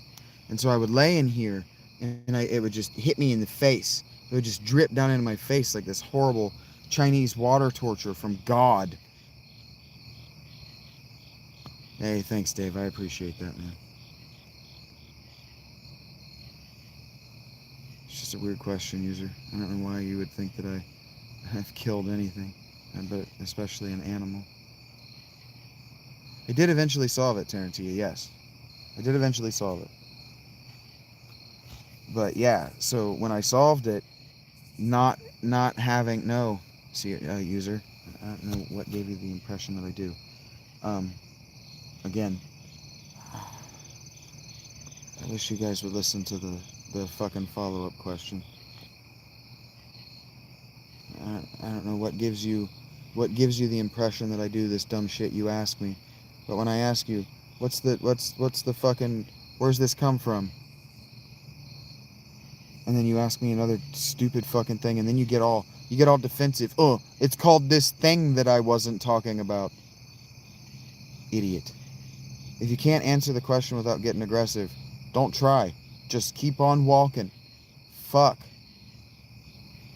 Anyway. Yeah, understood.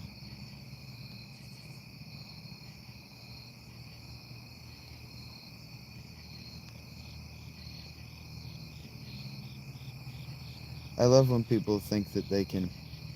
I love when they think that they can, like, talk shit after you've already got rid of them.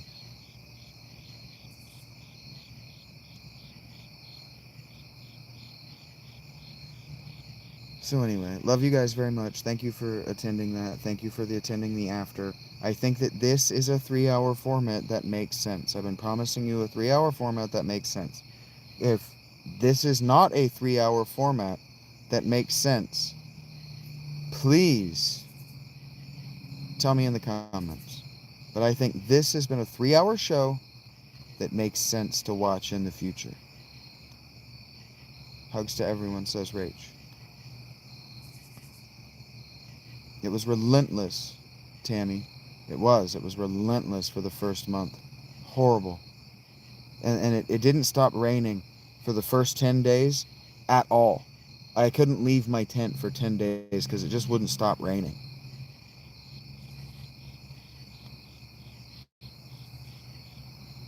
Anyway, love you guys. You'll see me, it'll be minutes after 10 p.m. Eastern. One love. Sitting on the dock by a Dave. It's all right here on the channel, Tammy. It's all right here on the channel. Have a great one, guys. I love you. I'm the one that has to end the call.